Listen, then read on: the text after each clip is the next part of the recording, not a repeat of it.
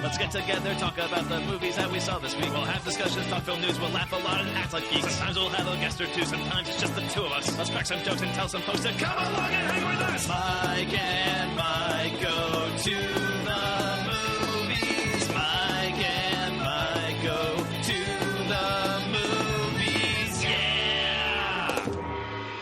You have chosen wise. Hello and welcome to the podcast that takes place 500 years in the future, FilmBookCast, the official podcast of FilmBook.com. My name is Mike Smith, and joining me, as always, is a man with those uncanny valley eyes.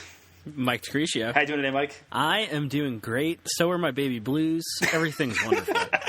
That's really good to hear. Joining us this time around, also making his triumphant return to the podcast, it's your boy, Vin Craig. Vin, how's it going, man? Good. How's everybody doing? We're doing an ASMR thing, right? Nope. We thought we talked about this. I think we previously established. Right before we started recording, we talked about it. Just wanted to capitalize on the laughs before they went away. Fair enough. So Vin is here, which is great. You were supposed to be here for the Bird Box episode we did a few months ago. Weeks ago, I guess, at this point. But, you've been having some issues. Yeah, I don't have, as the kids say, a laptop anymore. Right. That is an issue, for sure. I took it to Best Buy, and they were like, oh, yeah, you can't. There's nothing we can do. Just put it down, get your files while you can. Exactly. Luckily, though, we were able to hook you up. Our friend Kyle Cullen was able to supply his own kind of studio for you to use. Thank you again for that, Kyle. You're welcome. We're really committing to the ASMR bit. I dig it. Now, credit for all of our theme songs goes to Kyle Cullen, who is right here. And if you want to contact us, you can send us an email, Mike and Mike go to the movies @gmail.com. Don't forget to rate and review the show on iTunes or Apple Podcasts if you can, since it helps people find the show and makes us feel good about ourselves when we get those good reviews. Now, if you've never listened to FilmBookCast before, first we're going to start with some film news and then move on into some discussions where we all each discuss whatever piece of media we've been consuming lately. This time around, we're kind of getting rid of the film news segment because as of this recording, the Oscars just aired last night. And I think we've all got a lot to say about them, so I figured just take that whole segment to talk about the Oscars. And there wasn't really that much in the film news world over the last couple of weeks anyway that really warranted a ton of discussion. Only a couple of stories there. I know John Krasinski's coming back for A Quiet Place 2. That's kind of a big deal. But one of the big stories of the past couple of weeks, and I wanted Kyle to be in the room while we talked about this, just kind of briefly, is that Chris Hemsworth has been cast as Hulk Hogan in a biopic that'll be on Netflix. Goddamn right he has. Now, the reason I wanted Kyle to just be there present while I mentioned this is because years ago, this dates back to 2009, I think the two of us were over at Hershey Park in Pennsylvania. And Set the scene. What's that? Set the scene. Yeah. Yeah. Sorry, I'm not trying to be a dickhead. It is the scene. No, you're right. And we were online for this ride for 2 hours, right? And we were just sitting there brainstorming who could possibly play Thor in a Marvel movie for that 2-hour span, because we knew they were casting Thor, and we were like, well, who could it be? Because we were excited about it, excited about the prospect of Thor. Now, I will tell you that my choice for Thor was Colin Farrell. Wow. Yeah. Jinx. And I still think 2009 era Colin Farrell might have been able to pull it off. Today, Colin Farrell, I'm not really so sure. But the Colin Farrell of yesteryear, I could see it. He was coming right off of In Bruges, right? That was around the time of In Bruges. Yes, you're right. I don't know. Mostly it was oh, he's Irish and he has long hair. He's got it. That's the. That's all it takes. That was my thing. Your bar was so low. Yeah, exactly. Well, you know what? My bar was pretty low. Kyle's was even lower. I disagree wholeheartedly. I still think, to this day, that in the Marvel's first Thor movie, that Hulk Hogan would have absolutely crushed it as the God of Thunder, Thor. And you will never convince me otherwise. You realize. Okay, that's why I'm bringing this up. It's because your choice for Thor was Hulk Hogan. Even though at that time, Hulk Hogan was 60 years old. Isn't he still about 60, right? Okay. He doesn't age. He stopped, right? Is he still 60? I think hair looks exactly the same. Maybe I think when he hit 60, he stopped. Maybe. That's got to be what it is. But your prospect for Thor was just because he had long blonde hair and muscles. Yeah. But, flawless thinking. You neglected the thing that Hulk Hogan can't act, and the fact that Hulk Hogan... Did you see Mr. Nanny? Or Suburban Commando? Clearly he hasn't. Suburban Commando or something. Yeah, wasn't that the one? with Three Christopher Ninjas, High Noon at Mega Mountain. Come on, I got Hogan movies for days. Rocky 3? Yeah, Three? Yeah, Rocky no, 3? it's Rocky Come 3. on. Yeah, you're Ready right. to rumble? Come on, I think bro. we know what season 2 of the Complete Works is going to be now. It's gonna be Hulk Hogan. It sounds like that should be those guys' podcast. Okay, fair. I'd do that. I'll do it. Kyle and Vin doing their own Complete Works about Hulk Hogan. I would listen to that all the time. Like, I'm just saying. That'd be amazing. It's a good idea. It's a but yeah. completely ASMR podcast. ASMR Hulk Hogan Complete He's a Works. real American. Fighting for the rights of every man. But anyway, yeah. So Chris Hemsworth is playing Hulk Hogan in a Netflix biopic. So it's like this weird thing where it has come around full circle, where you wanted Hulk Hogan to play Thor, now Thor is playing Hulk Hogan. I don't think I could ask for a whole lot more in life. I'm pretty set. Yeah, I was completely floored when I saw this. I couldn't believe that like this thing that you said had sort of come to pass. So I wanted to give you props because, as far as I know, Colin Farrell is nowhere near being in a Marvel movie yet. So, one ups on you there, buddy. I will take it. I will take those points, and I will take them to the bank. Yeah, I mean that. I will also say that movie is almost guaranteed to be terrible. Like, you got to understand. Oh, well, yeah, that's neither here nor there. What? I'm so looking forward to that movie. The cocaine-fueled, like, adventures of Hulk Hogan in the 80s and 90s, portrayed by comedic superstar Chris Hemsworth. I mean, that has the potential to be a good idea, but also Hulk Hogan is producing the movie. So, yeah, okay. So they're going to cut out all the racist stuff. All the that sex means- tapes. It's going to be the Bohemian Rhapsody of Hulk Hogan movies. Yes, is what's going to happen. Oh, God. Yeah. So anyway, wanted to bring that story up real quick before we actually get onto our film news. And Kyle, then you're going to probably head out of here. So I'm going to take my leave. what was that? I'm going to take my leave. Thank you, Kyle. We He appreciate just turned to dust. He just, Like the hobo from the Polar Express. I was waiting. All right, for you I to got get my there. one in. Let's do this. Yeah. All right. So we're going to do film news. We're going to do discussions, and then we're going to move on into our featured review. And today, that's going to be the new movie directed by Robert Rodriguez and co-written by James Cameron, Alita: Battle Angel. So we'll get into that in a little while. But right now, let's talk about some film news. Hi. It's time for what? It's time for it's time for film news. Hi. It's time for what? It's time for it's time for film news. Film news. All right, it's time to get into some film news, and like I said, we're kind of jettisoning any kind of other film news just to talk about the 91st Academy Awards, which, as of this recording, took place yesterday. Now, I'm going to assume that both of you guys watched the Oscars. Oh, yeah. That is correct. Good. This would have gone very poorly if one of you guys didn't. For a change, I watched them. Yeah, so I am glad about that. So going into the Oscars, were you guys excited or interested by anything in particular? I was terrified that Bohemian Rhapsody was going to win Best Picture. That's a fair reaction, I think. It's been overperforming. It has. I mean, the movie, it was crazy to watch Bohemian Rhapsody this award season because it's a movie that did not get terrific reviews, but it was a huge crowd pleaser. It made a shitload of money. And, That's true. And like I've said many times on this podcast, there's a I strongly feel that you could put Queen music in anything, and that thing will seem good.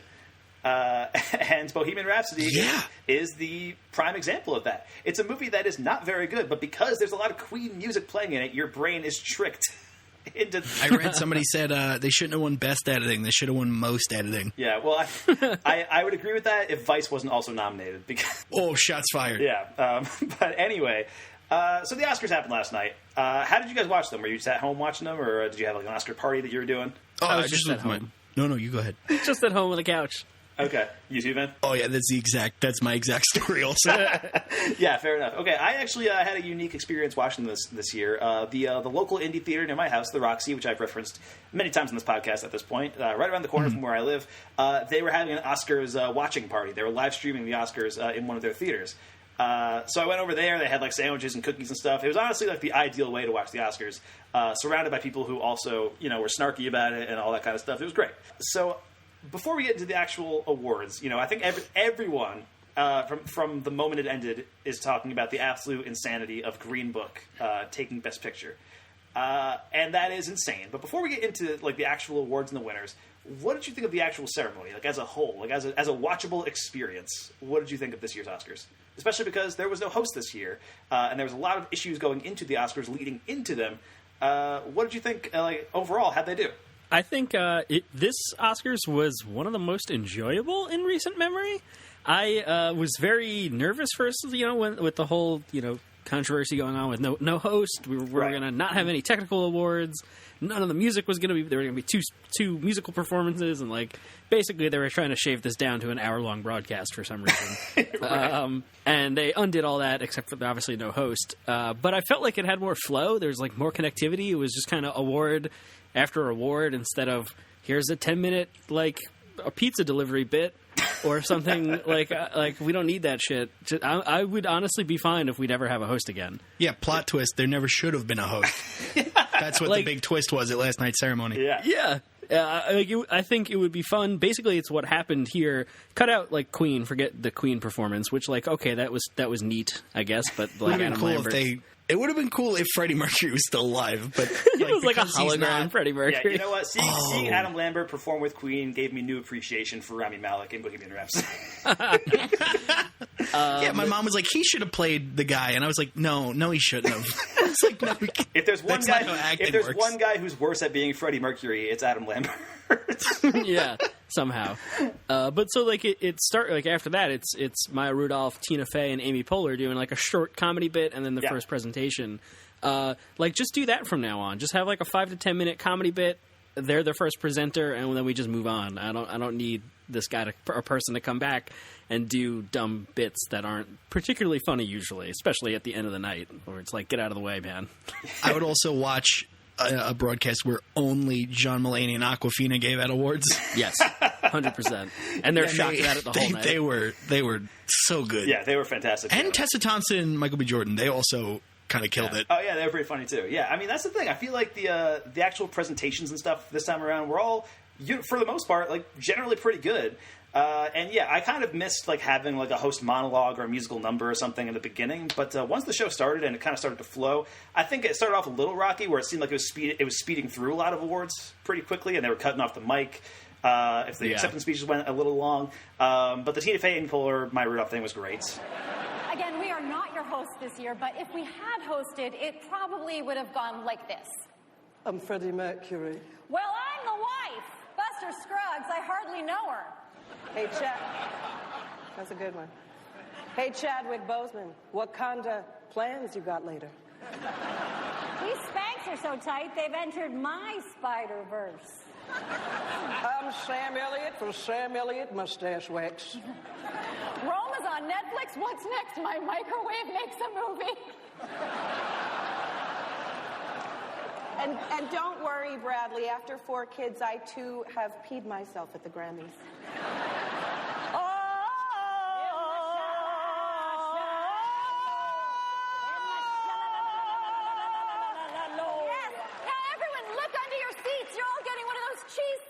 From the Fire Festival. And then, from there, as the show went on, I feel like it really did flow way better than the Oscars usually flow. And I was shocked about that. Genuinely, I was so nervous going into this thing without a host. Because the last time they did something without a host, it was 1989. And apparently, I wasn't alive then, but apparently that show was a disaster, from what I understand.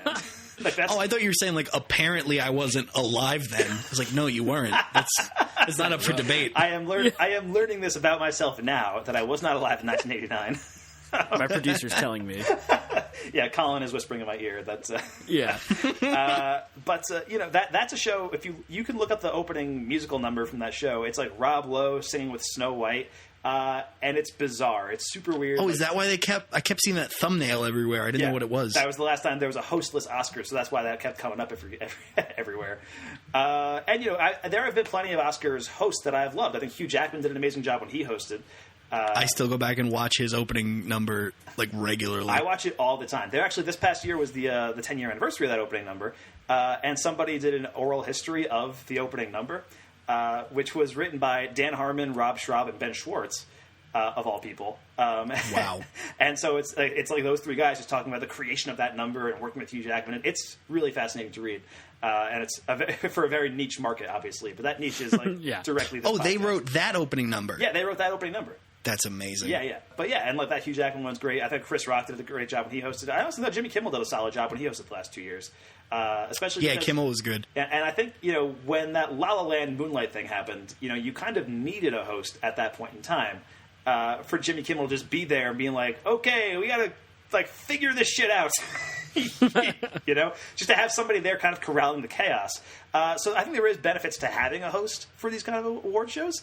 But it worked out this year. I was shocked at how well it worked out this year without a host.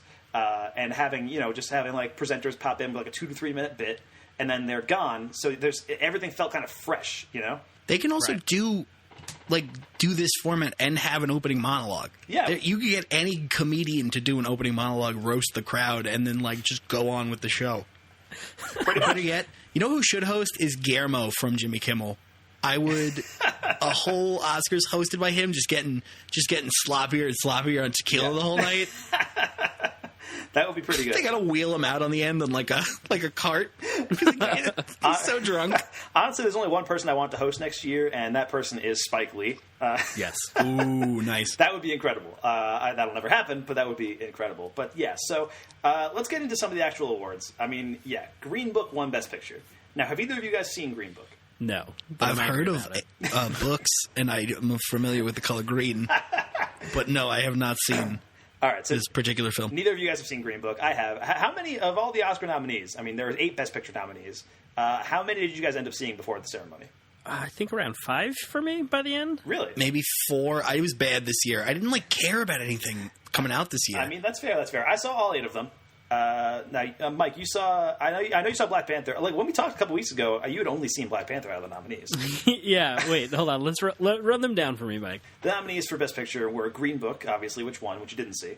Black Panther, which you did. Saw that. Black Klansman. Saw that. Oh, no. Okay, so Vin saw that. Mike didn't. Bohemian Rhapsody.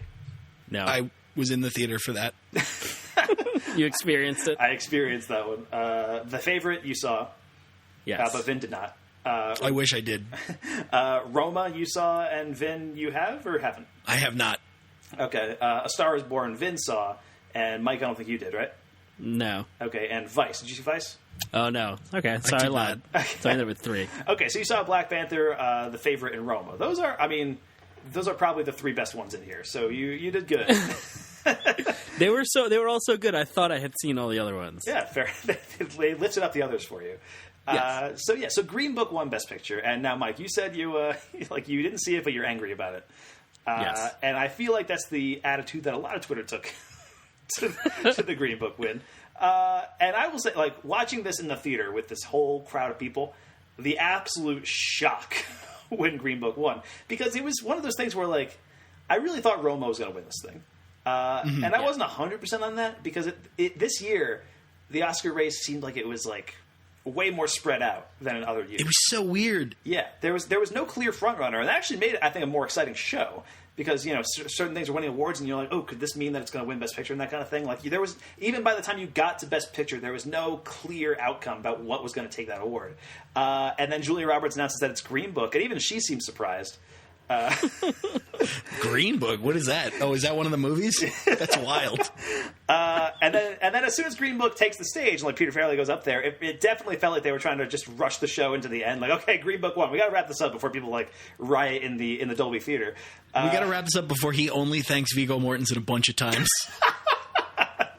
Yeah, and so Green Book won, and I have seen Green Book, and I genuinely, I think that movie is fine. With a capital F, it's a basically fine movie with a pretty rough script that really coasts on the chemistry between its 2 leads. I would say that it coasts on 2 good performances, but really it coasts on 1 good performance from Mahershala Ali and 1 fun performance from Viggo Mortensen. And I think there's and 1 Italian performance by Viggo Mortensen. I'm not calling the racism fun. I'm calling the over the top Italian stuff fun from Viggo Mortensen, where he's literally the entire movie he's just hey, pizza, sausage and peppers, forget about it. That's his character. Fugazi. Racism, forget about it. You should eat some chicken and that kind of thing. That's Viggo Mortensen in the movie. And like, if you recap the movie like that, I would be more than happy to sit through and watch it.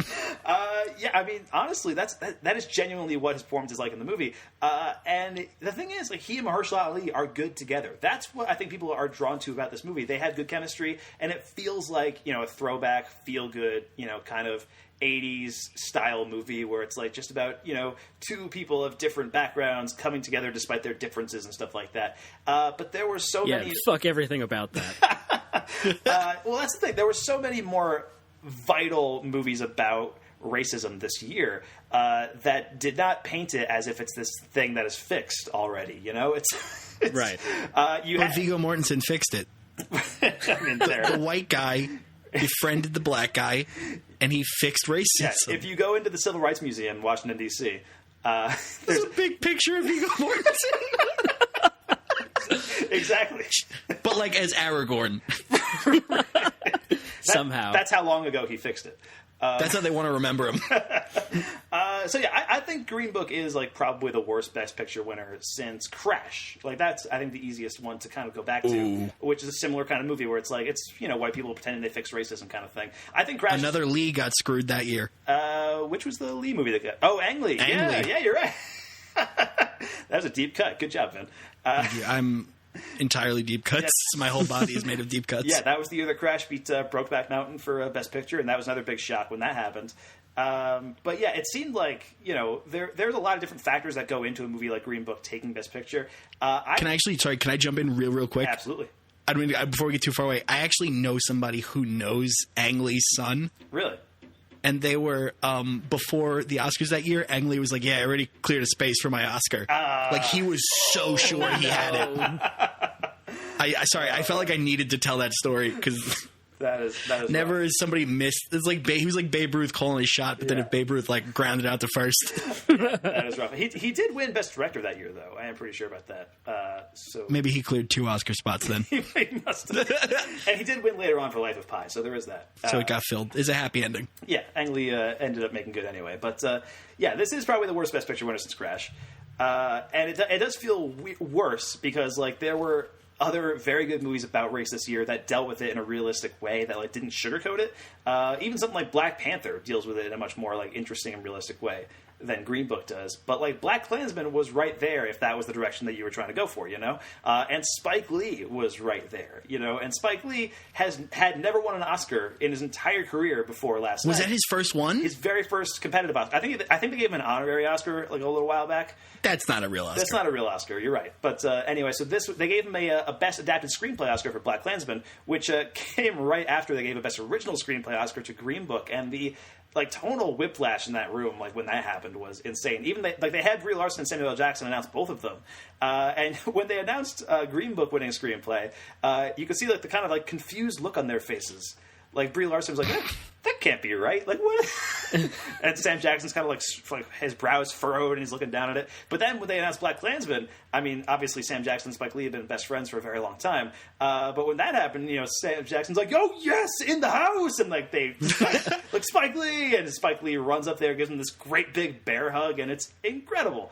And like the energy in the room when Spike Lee won that award was like very palpable and awesome.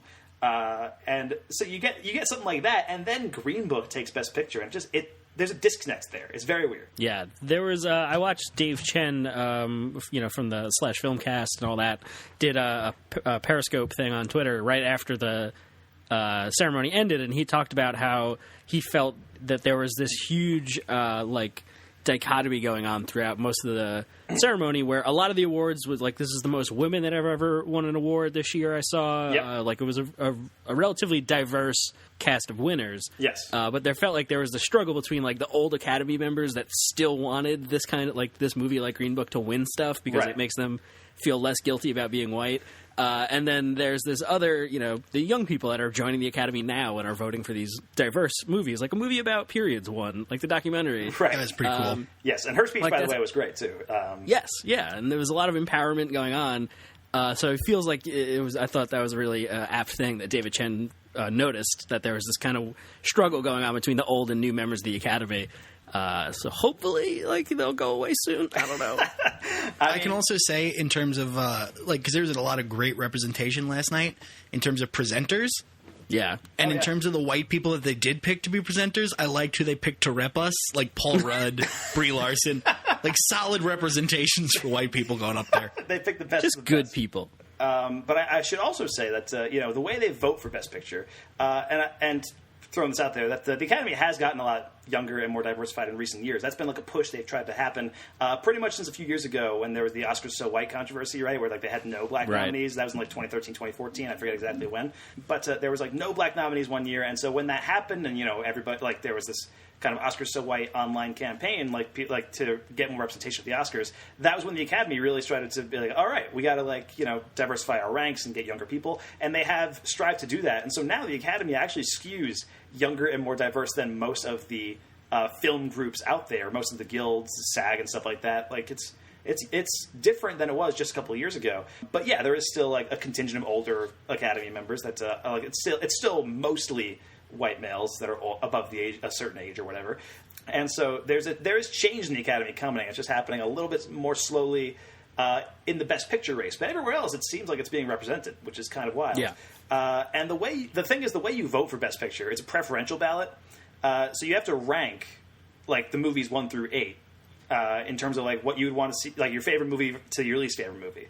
And what happens because of that is that if let's say there's like a huge like a portion of the Academy that loves Roma, right, and they all pick Roma as like number 1, and say that's like 20% of the Academy that does that, but like 80% of the Academy hates Roma. And they all list it at last place. That means Roma's basically out. And so what happens is that like you have different people choosing different movies as their number 1 because they're all like passionate about one specific movie, like say Roma or The Favorite or whatever. But if everybody picks like Green Book as their number 3 or 4 movie, like that's the way Green Book can win, and I think that's what happens. Right. That's what happens a lot of the time at like the Tonys or even at the Oscars when 2 people from the same movie are nominated. Right, yeah, they split the votes. Like 3 people from The Godfather were nominated, and Joel Grey won that year. Right. That is some deep cut Oscars trivia. We appreciate that, Vin. Again with the deep Wow. cuts. Vinny Deep Cuts. Thank you so much. That'd be your Green Book name. I read a great thing about Green Book online, and it was like, I can't wait to see them collect the other colored books and complete the Infinity Library. Anyway, so yeah, Green Book won Best Picture, and that was a huge shock. I mean, my theater like gasped, and like one guy in the back was like, "What?" And that kind of thing. It was like, and that man was Spike Lee. Yeah, Spike Lee was not happy about it, and it was pretty great. And he tried to walk out. Did you hear about this? I did. I heard about that. He tried to walk out, and he ended up coming back, but he kind of turned his back to the stage while they were all accepting their awards. And then after it happened. They were asking Spike Lee about it backstage, and so he's like, "Are you like offended by Green Book's like Oscar win or whatever?" And he's just like sipping his like champagne, and he's like, "I'm taking another sip of this." And he's like, "You know what? Whenever somebody's driving somebody else, I seem to lose. I don't know what's going on." Which was a pretty great response because I mean, Do the Right Thing was not even nominated the year that Driving Miss Daisy won Best Picture. And so it's sort of history repeating itself. But yeah, Spike Lee, again, I think the highlight of the ceremony for sure. Again, his adapted screenplay speech was great. It angered Donald Trump, which was hilarious because he didn't even reference Donald Trump in the speech. And there was just moments throughout. I think like there was just a lot of great moments throughout the night, and I think that saved it from being just like, oh, it's the Green Book Oscars this year. Like that's just, Melissa McCarthy was incredible. Oh, when she came out as the favorite, doing in that bunny dress. Yeah. That was pretty great. I mean, Olivia Colman's acceptance speech for Best Actress was amazing. Oh, she's a gem. And that was the biggest upset of the night, probably. I mean, other than Green Book winning Best Picture. But like Glenn Close seemed like the lock to win that award. Like everybody thought. Really? Oh yeah. I mean, nobody saw The Wife. Like statistically speaking, I don't think any single person has ever seen The Wife. But and that includes Glenn Close. But it's a real Schrodinger's wife situation. The movie may or may not exist. Exactly. But that was like Glenn Close. This was her 7th time being nominated, and she's never won before. Oh no! Yeah, and so she was so close. Jesus Christ! God damn it. Yeah, so she had never won before tonight, and she had won a lot of the awards leading up to the Oscars, so it seemed like conventional wisdom that Glenn Close was going to win. But then Olivia Colman won, which was, I think, a shock to a lot of people. Like it completely screwed up my Oscar ballot, which I filled out like a predictions thing. And I got a lot of the minor awards right. Like I even got all like the short film awards right, which like are impossible to get right. Wow. But then I fucked it up for Best Picture, Best Director, and Best Actress. I completely got it wrong. Damn. Speaking of the short films, the guy that won, Guy Nativ, won for Skin, him and Jamie Newman. Mm-hmm. I've worked with him. I'm an extra in the feature version of Skin that's coming out next year. Really? What? Yeah. So that was pretty wild to see him win that last night. Oh man, that's awesome. Yeah, Sorry, I don't mean to keep interrupting. I just hear things and I'm like, well, let's talk about it now before it goes away. No, that was good. Now people know. When is there like a release date for that featured version of Skin? I just saw it somewhere today. I feel like it's sometime in the summer. Okay. It's a totally different movie than the short is. Okay. Like, it's not even the same story. Okay, that's interesting. I had no idea they were developing it into a feature film, so that's cool. Developed and finished. Yeah, that's awesome. And you're a part of it. That's why I play one of the background Nazis, neo-Nazis. I think I remember you telling me when you got that role, actually. I remember that. Super fun environment on that set. Yeah, seemed real lighthearted. Yeah, really funny stuff. Any other like moments that stood out to you? I mean, obviously, we were talking about Olivia Colman, and the way she began her speech, like just saying, like she was completely shocked when she got there. Like, even she thought Glenn Close was going to win. Seemed like, and she even acknowledged that in her speech. And she got up there and she's like, "This is hilarious. Like, what am I doing here?" It's genuinely quite stressful.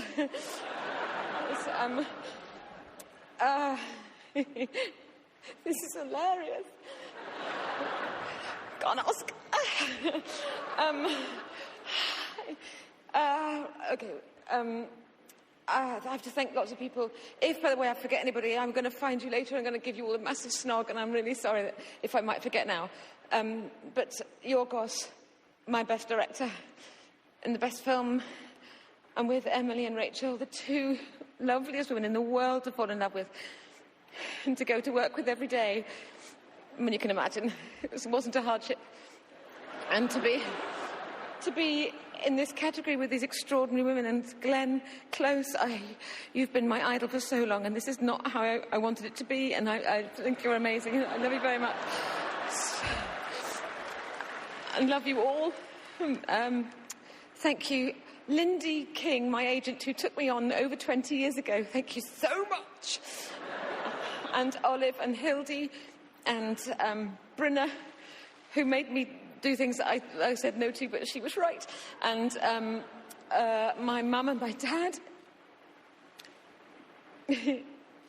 Well, you know. And my kids who are at home and watching, look. Well, if you're not, then, well, kind of well done. But I sort of hope you are.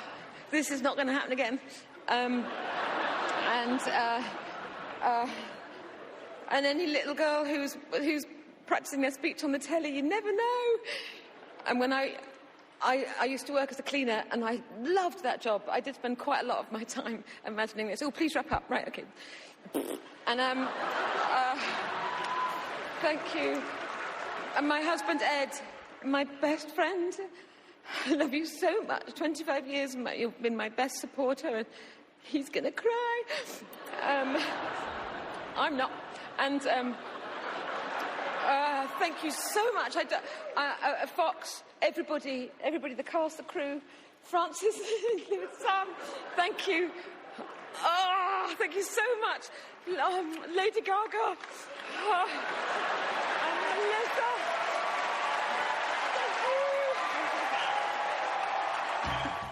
So that was great. And as soon as she won, like my Twitter feed was just like just gifts from her and Hot Fuzz for like for like a solid 30 Oh my minutes. god, that is her. Yeah. Oh my god. But yeah, so that was an awesome moment. And the short film award speeches I thought were all pretty wonderful too. Like, and I love seeing like the short film awards. Like, there was a danger of them not being part of the ceremony. They were a couple of the awards that were going to get cut was the short film awards, and having to air during commercials. But I'm so glad they didn't do that because I love seeing these like non-famous people who worked on non-famous things reacting to getting their Oscar. It's like the biggest moment of their lives. And when the guys from Skin won, like they freaked the fuck out. It was great. Yeah, they were real excited. So that was awesome. Is there any other moments throughout the Oscars that stood out to you guys? I think that every award Black Panther won it deserved. Yeah, I mean, it won costume design, production design, and original score. And all of those were well-deserved awards. I would have given original score to If Beale Street Could Talk, but Black Panther was a good win for that, too. And also, that's Ludwig Göransson, who used to do the score for a little TV show that I loved called Community. Like, I have the season 1 soundtrack of Community, like, on my iPod from 2009. I see like the little, like, doom ba-doom ba-doom ba-doom boo-boo. I'm like, that's the guy who did Black Panther. That's crazy. He just won an Oscar. That's wild. I saw Dan Harmon taking credit on his Instagram. Oh, did he? Yeah, calling it the Harmon Oscar bump. It was pretty funny. That's awesome. But yeah. Infinity War not winning Best Visual Effects. I thought that was kind of shocking. Yeah, that was a hot take. You know what? I actually figured First Man would take that, and I was right. So, boom. Here's somebody's good at filling out ballots. Yeah, wow, that's nice. Until Olivia Colman enters the picture, but yeah. Here's one that I didn't see Bohemian Rhapsody, so I didn't particularly have a feeling on this one, but it seemed like, as you pointed out, putting Queen in anything makes it good, so it wins Best Sound Mixing and Sound Editing? Well, I will give it sound mixing. Sound editing, okay. I will not. I just think A Quiet Place got snubbed. I mean, come on. A Quiet Place, sure, yeah. That would have been a good choice for the sound award. I forget which one. Roma? Yeah, Roma also. But, Bohemian Rhapsody, I will give it its sound mixing award. I remember being in the theater. Are you guys, do you guys know the difference between sound editing and sound mixing? I know it's a very pedantic... Does anybody? I do. In a lucid sense. No, are you reading it right now? Because that doesn't count. You look like... I could see the reflection of your screen in your glasses. He's reading it. I'm not reading it. No, the difference... Oh, wait, that's right. He can't read. Right, I'm like the writer of Green Book. Oh, wow. Deep cuts. Anyway, Welcome to the Green Book cast. Oh, God, no. We gotta change the name. The difference between sound editing and sound mixing is this. Sound editing is the creation of sounds. Like if you have a sound person in there who's like creating sounds, like say in a Star Wars movie they're creating like the TIE fighter sounds. Like a Foley artist? Yeah, something like that. Whereas the sound mixing is the blending together of those sounds. Okay. So like the actual mix of the sound is the sound mixing, and the sound editing is the creation of sound. So like most people don't know the difference, including the people who are in the Academy. So it's a weird case where like the people who are in the sound branches know the difference between sound editing and sound mixing, and they're the ones who nominate the awards and who pick the movies that are nominated in those categories. But then everybody votes on them, so usually the same movie wins both categories, sound editing and sound mixing, because nobody knows the difference between. I like the one with the music in it. The We Will Rock You movie. Yes. And again, I will give it its sound mixing award because when you watch Bohemian Rhapsody, especially in a theater with a good sound system, like the sound is incredible. It's a really good sound mix. And I remember just playing Queen though. Sure, but it's not just them playing Queen in the mix. All right, fine. That's fine. It's winning sound editing is ridiculous because they didn't create the Queen music that they put in there. But the sound mix it totally makes sense because I was even it was like a month after Bohemian Rhapsody came out in theaters, and I was going to see a different movie, and Bohemian Rhapsody was playing in the theater next to mine.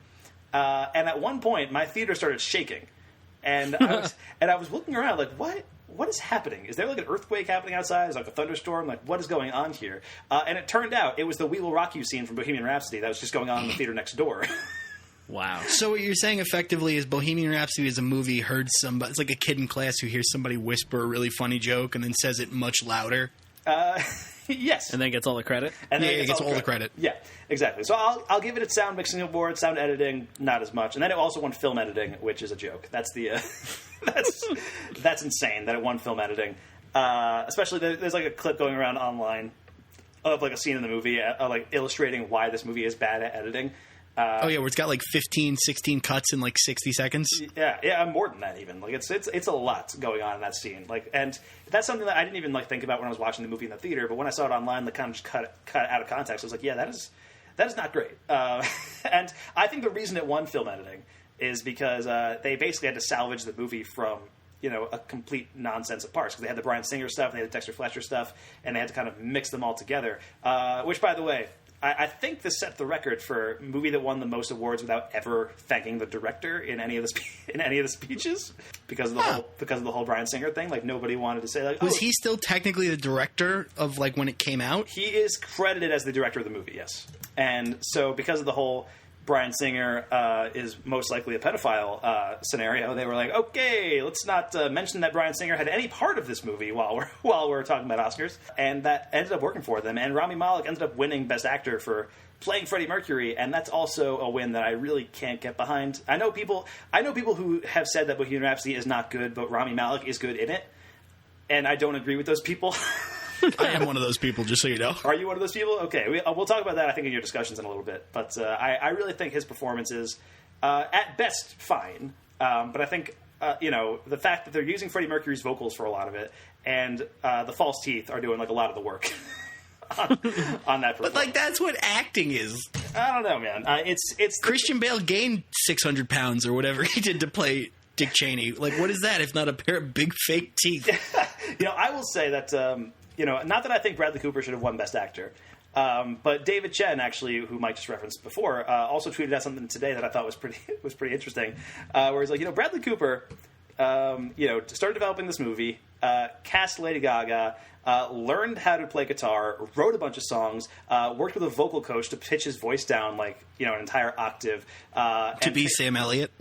To be Sam Elliott. But like there was clearly so much more work that went into the Bradley Cooper performance than the Rami Malek performance, which was basically like putting these false teeth, prance around on stage, and lip sync to Queen music. And I just do that for free on Saturdays. Exactly. And so it's interesting to see how that kind of played out. But the Academy loves like the real life transformation people, So it was really between Rami Malek and Christian Bale, and Christian Bale has already won before for The Fighter, and so I guess this was Rami Malek's turn. I guess I don't know. It was a weird choice, I think, and I don't think he's great in the movie, but I know there are other people who will swear by it, but. Otherwise, I feel like we've been talking for a while, so just kind of get through a few things pretty quick. The song performances. I mean, they played 4 out of the 5 original songs. They did not play All the Stars from Black Panther because they couldn't. I think Kendrick Lamar wasn't available, so they couldn't do it. But as far as they go, I thought the Jennifer Hudson one was fine, and the Bette Midler played the Mary Poppins song, which was also fine. Like, it was whatever. I really loved When a Cowboy Trades His Spurs for Wings, which was sung by the writers of that song. Gillian Welch and David Rawlings instead of Tim Blake Nelson and the other guy, which that would have been so good. Yeah, I mean that would have been great, but I think the actual performance as it was very good too. Yeah, and then of course there's the performance that everybody was talking about, which was "Shallow," which was Lady Gaga and Bradley Cooper, which was incredible. I mean, I was kind of floored by how good that performance was, and I liked A Star Is Born. I've liked "Shallow" for a long time, but that performance, just the intimacy and it felt like it wasn't like it felt like they were doing it. Like it sounds weird to say, but like there was such an intimacy there, and like everybody on Twitter was speculating about it, so I don't feel too bad about it. But I feel so bad for Bradley Cooper's girlfriend. Yeah, I don't know, man. Have you seen her? Like you don't got to worry about her. Yeah, she's probably fine. She'll be fine. I feel like when they brought the camera or the piano out, like the camera's behind everybody, and they approached the stage from the audience and stuff. Like Lady Gaga in his girlfriend's seat. Yeah, why wasn't the Oscar just on the piano at that point? Like, you don't need to walk away and then come back and do it, like present the award to them. Like they're the only ones that don't get an introduction. They get this special cinematography thing you're doing. Like, just give it to them. Just we're like move on. I don't know. They were the only people who sang their actual song. Yeah, that's true. They didn't get like a ringer to come in. Yeah, that's true. I was actually kind of disappointed that they didn't get to Emily Blunt to do the Mary Poppins song. Because I think that would have been cool. Although I think there are several songs in Mary Poppins Returns that are way better than the song that is nominated. But that's really neither here nor there. But I thought the performance was incredible. And Vin, you just watched A Star Is Born, right? And so, I mean, what did you think of the performance overall? In the movie or at the Oscars? At the Oscars. But I thought they were going to kiss at the end. Yeah, I was positive they were. And I wouldn't have been upset. Yeah, I thought they were going to just straight up make out at the end of it. Just to start rolling around on the stage. If you're going to break up with somebody, go big. You know what I mean? That's certainly a way to do it. Yeah, they were fantastic. I love those two singing the song. I love the song. The song bangs. You're 100% right. That song rips. It's so good. That seems like an overreaction, but okay. Well, you haven't seen the movie, man. It's a good song. It's a good song. I mean, I saw it last night. You did saw it? Oh, you saw No, we saw the song last night. Yeah, you saw the performance. Okay, fair enough. It's actually a pretty representation of the movie. It's pretty good. Yeah, it's pretty spot on. Honestly, I thought that performance was way better than like most of the stuff in A Star Is Born. Yeah, you really don't need to see the movie after seeing that performance. That pretty much, like, if Bradley Cooper had taken out a gun and killed himself on stage at the end of the performance, aggressive. Jesus Christ. Then you would have like seen the movie.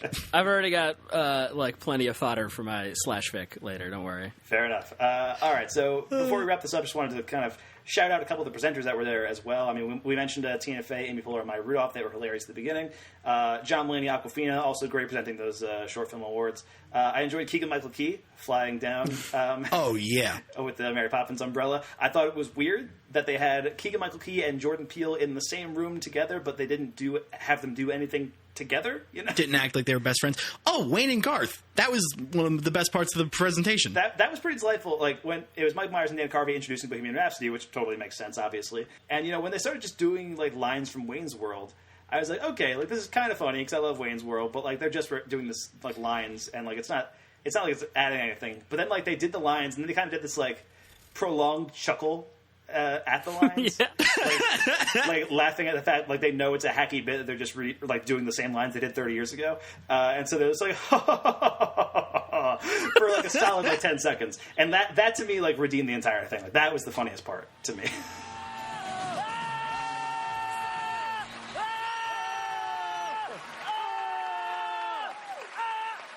We're not worthy! I think I'm gonna hurl. Don't hurl, because if you honk, I'll spew. And if you spew, I'll blow chunks. So I shall not hurl. Good call, good call.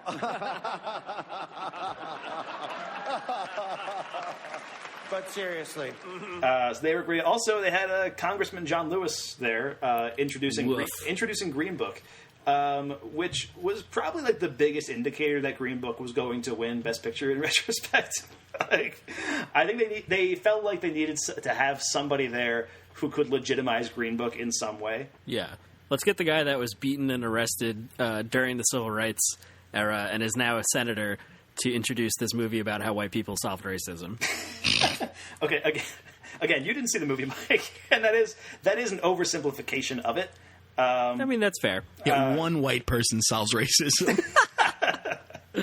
Exactly. It's specifically Viggo Mortensen. But okay, that's fair. I don't think John Lewis would have done that if he didn't like the movie. At least, you know what I mean? I guess that's true. You know, that's basically where I'm coming from. Unless he came out there thinking he was going to introduce Black Klansman or something. Which, while you're talking about that, is it weird that they brought out Barbra Streisand and she didn't introduce A Star Is Born? I thought that was a little odd, and she ended up doing Black Klansman, which I also thought was weird. Until she started, weird things. Until she started talking, and like her actual speech was like her interplay with Spike Lee during that speech was amazing. Like, it was fantastic. And also, Black Klansman is not just about racism towards blacks, but it's also about anti-Semitism. And so, kind of having a Jewish person introduce Black Klansman was actually an interesting choice, and I thought it actually worked. But like, they couldn't find a Jewish person that wasn't in A Star Is Born? You know what I mean? Like, there wasn't another one floating around? I get where you're coming from, and that is weird. Because they had, Serena Williams introducing A Star Is Born? Yeah, also strange. Yeah, I think when I read about what they were doing online, I read this a couple days ago, that they were going to try to do this thing where they had people who you wouldn't expect to introduce these movies introduce them. And talk about how these movies affected them, or like how like these movies played a part in like something that they do creatively as well. And I think some of them worked. I thought Barbra Streisand worked. I thought John Lewis pretty much worked. And then you had odd ones like Queen Latifah introducing The Favorite. And it's like, did they just bring her out there so they could make a pun about the name Queen? Is that what they did? Because I don't know who wrote the Oscars this year, but man, did they hit every obvious thing to say. That was a commitment to the bit. But I think the weirdest thing was when Tom Morello showed up to introduce Vice. Which was like, you know, on one level, I get it. You know, because Tom Morello was in Rage Against the Machine. Rage Against the Machine hated George W. Bush. You know, by the transitive property, Tom Morello introducing Vice sounds like it makes sense. But they didn't even, like, his speech didn't even, like, connect it back to that in any, like, meaningful way. It's just like, hey, I'm Tom Morello. I make angry songs, and this movie's angry. Here's Vice. Yeah, basically. And then it made me angry because I was like, you had Tom Morello in the room, and you couldn't get Rage to play the opening instead of Queen and Adam Lambert, like that would have been incredible. That would have been amazing. But he seems like the kind of guy that could have introduced Black Klansman and been like mad about it, and it would have been awesome. Could have been, yeah. Anyway, yeah. So there was some odd stuff throughout the Oscars, as there is every year. The Oscars are this weird hodgepodge, and I saw somebody say that like it's so weird following the Oscars. I love the Oscars, I genuinely do, because I just enjoy like the whole prospect. Like it's a celebration of movies at the end of the day. And as somebody who really enjoys movies, that's something that's up my alley. But, they get it wrong a lot of the time. And it's a weird case where it's like it is relevant enough where it does affect the movie industry, what wins Oscars and what gets nominated for Oscars. But it's also like a joke enough where it can be like a massive train wreck and everybody laugh at it. And so it's this weird fine line. And I think for the most part, they did pretty well this year, except for the Green Book thing. Yeah, it was a good show. I saw Anne Hathaway posted a picture. It was like, to everyone presenting today, don't worry, it could always be worse. And it was a picture of her and James Franco. Yeah, it was a whole thing. Yeah, fair enough. I mean, at least they can laugh about that. Yeah, that was a rough Oscars when that happens. And that's kind of the thing. Like, I think, a good host is probably better than no host, but no host is better than bad host. And I think they went with no host this year, and it worked out. I think we've talked about the Oscars for long enough, guys. Unless you have any other last thoughts about them before we want to wrap this up. Oh, God, please no. It was weird. Barbra Streisand presented Black Klansman. You just can't get over it. She was in A Star Is Born.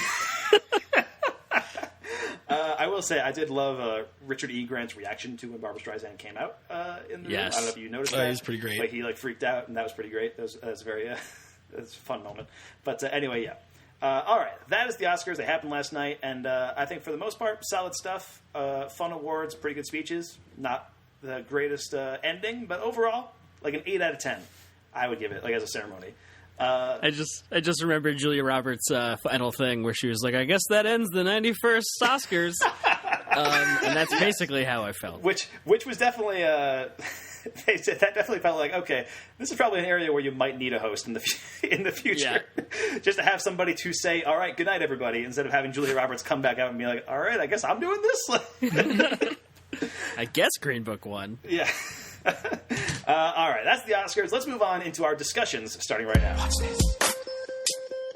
These are my discussions. Just when I thought I said all I could say, my buddy and I talk about movies we see. These are my discussions. There is so much to see, you and me. So we're gonna talk about movies for our discussions. All right, it's time for our discussions here on FilmBookCast. So, Vin, you are the guest of honor today. What do you got to discuss? I know it's probably some Oscar stuff, right? Oh, for sure. But just that bumper gets better every time I listen to it. I'll never not enjoy sitting here. It was a long one this time. It's the same length as every time. So I saw 2 of the Oscar movies. Yeah.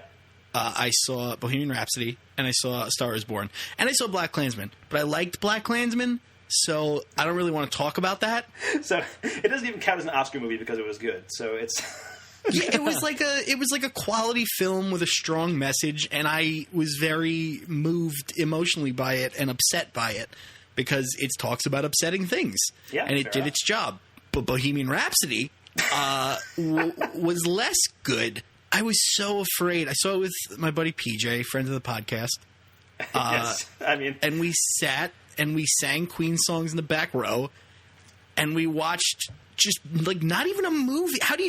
It's not even like a real movie, I feel like. There wasn't a clear first, second, and third act. And I get that people keep ragging on Rami Malek because, like, he lip sank everything. But sure. That's acting. That's, like, what acting is. You know what I mean? Yeah, I mean, it's not really just the lip syncing thing. I think, it's a weird thing. I think his performance as Freddie Mercury is basically fine, but, like, it feels like it feels like an impersonation. It doesn't feel like he became Freddie Mercury. It feels like, I mean, you didn't see Vice, I don't think, but, I love Sam Rockwell to death, but I thought his George W. Bush was, like, serviceable in the movie, And I thought Rami Malek was serviceable as Freddie Mercury. I didn't think he was great. Honestly, and I talked about Bohemian Rhapsody a while back in the podcast, and basically what I said then is, like, the movie is okay overall. I basically think anytime it's Queen just performing as a band, it's pretty fun. And anytime it's anything other than that, I was like, this is a worse version of Walk Hard, but without the jokes. Like, that was... Yeah, I think you're giving the movie even slightly too much credit, but like, I get what you're saying. And don't get me wrong, I will champion for Christian Bale. I love that man's work. I think he's a genius. I agree he probably should have won, even though I haven't seen Vice. I liked Rami Malek. I thought he gave a very nice performance. And he's a very interesting, like, soft-spoken young man. I'm glad that we're giving Oscars to soft-spoken young men now. That's the not the that, like, that's just a side comment. That has nothing to do with the actual thing. But now to what I saw very recently, which was A Star Is Born. You know Bradley Cooper directed that picture? Gee, I don't know if you know this. I don't know if you caught wind of this. Yeah, but I've heard if there's 100 people in a room, 99 of them don't believe in you, but one of you wants to direct a Star Is Born remake. If 99 people in a room and one of them is Bradley Cooper, you're going to win an Oscar for Best Original Song. The saying goes something like that. Something along those lines. I would have bet money that she was going to say that last night, and I was kind of upset she didn't. Yeah, well, I think she probably would have, but at a certain point during the awards circuit, they started making jokes about it. Like they did it in the monologue for the Golden Globes. Andy Samberg and Sandra Oh referenced it a couple of times. Well, she referenced it a couple times in every interview she did for this movie. Yeah, that's the thing. And so I remember when they joked about it at the Golden Globes, I was like, that's a really niche joke. Like that's something that only people who have watched Lady Gaga interviews for A Star Is Born will get. But then it started to become like a meme online, and then and so I think at that point she's kind of stopped saying it, which was a bummer. She ruined it. Look, if you say it once, awesome. That's a powerful message. Sure. But if you say it once for every person in the hypothetical room, it becomes slightly less powerful. You know what I'm saying? No, I get it. I think Lady Gaga is an incredible actress, and I think she gave an amazingly heartfelt... I really felt for her and her performance. Yeah. Same with Bradley Cooper. I think their silent moments in the movie were really something special. And Sam Rockwell is... I've never seen Sam Rockwell... Sam Elliott, you mean? Right. Sam Elliott. I've never seen Sam Rockwell Elliott in anything that I didn't like them in. Both of them. Yeah. Because they're one person now. Yes. I liked A Star Is Born because of the performances. I just don't think it was particularly well directed or like... It feels more like his movie than her movie, and I took issue with that. I would agree with that. I think it's a pretty competently made movie. And I think Bradley Cooper is giving a good performance. I think Lady Gaga is doing a very good performance, too. Sam Elliott, I think, blows them both out of the water. He's incredible in the movie. Sam Rockwell Elliott? Yeah. Sam Rockwell fantastic. And honestly, like if anybody won Best Supporting Actor last night, I mean, obviously somebody did. It was Mahershala Ali. But, yeah, weird. Nobody won. But I wish that Sam Elliott had won that award. I think he was probably my favorite out of those that were in the nominations. Oh, also, Andrew Dice Clay gives an incredible performance in A Star Is Born. Right. And you're looking at me as if you think I'm a psychopath. No, I didn't say anything. Your eyes said everything. Yeah, no, I think he was good too. Yeah, I mean, it's been a few months since I've seen it now, but I came away from Star Is Born basically liking it. I thought it was good. I didn't think I thought it was great. perfectly passable. That's my diagnosis. Yeah, I think if A Star Is Born had won last night, I would not be mad about it. Oh yeah, it felt. Well, I remember when the previews came out, I was like, oh, this is the movie that's going to win the Oscar. Yep. Right. And then nobody cared. I feel like people cared real hard for like 2 or 3 weeks after it came out, and then it disappeared. Yeah, I think it might have just come out too early in the Oscars voting season. It became one of those things where it's like this movie opened up to like wide critical acclaim, commercial success. Shallow was playing on the radio nonstop, and like people were like, "Yeah, Star Is Born, it's amazing." But by the time Oscar voting started, like 2-3 months later, everybody was like, "Well, Star Is Born. Like I've soured on the movie now, whatever, and I'm going to vote for Green Book." And like, I'll show them with their new age ideas about letting the old ways die. I'll give you what for. You know what I really think is that I'm remembering now what my actual opinions on the movie were. What? If the movie was like 20 minutes shorter and they cut out a lot of the middle section, if they did her rise and his fall like more montagey than actually giving them the full scenes, I think it would have played a little bit smoother. Maybe. I remember thinking honestly, I remember thinking a lot of it felt kind of rushed. Really interesting, especially with her rise, because there's like a point where like she's like recording songs and like, hey, she kind of just walks out on stage and it's like, all right, and now I'm a superstar. But that's fine because that's like a kind of fantasy movie musical thing. I could buy into that. But then there's stuff where it's like, oh, you're going to be on SNL now. Oh, you just got nominated for 4 Grammys after she's been working for like 6 weeks. And it's like there felt like there was, you're getting married. It felt like there was no like concept of time in the movie. Like everything felt like it was happening very, very suddenly. Even though the movie did feel a little bit long. You're right. Yeah. Oh, so thank you. And I was always happy to see Dave Chappelle.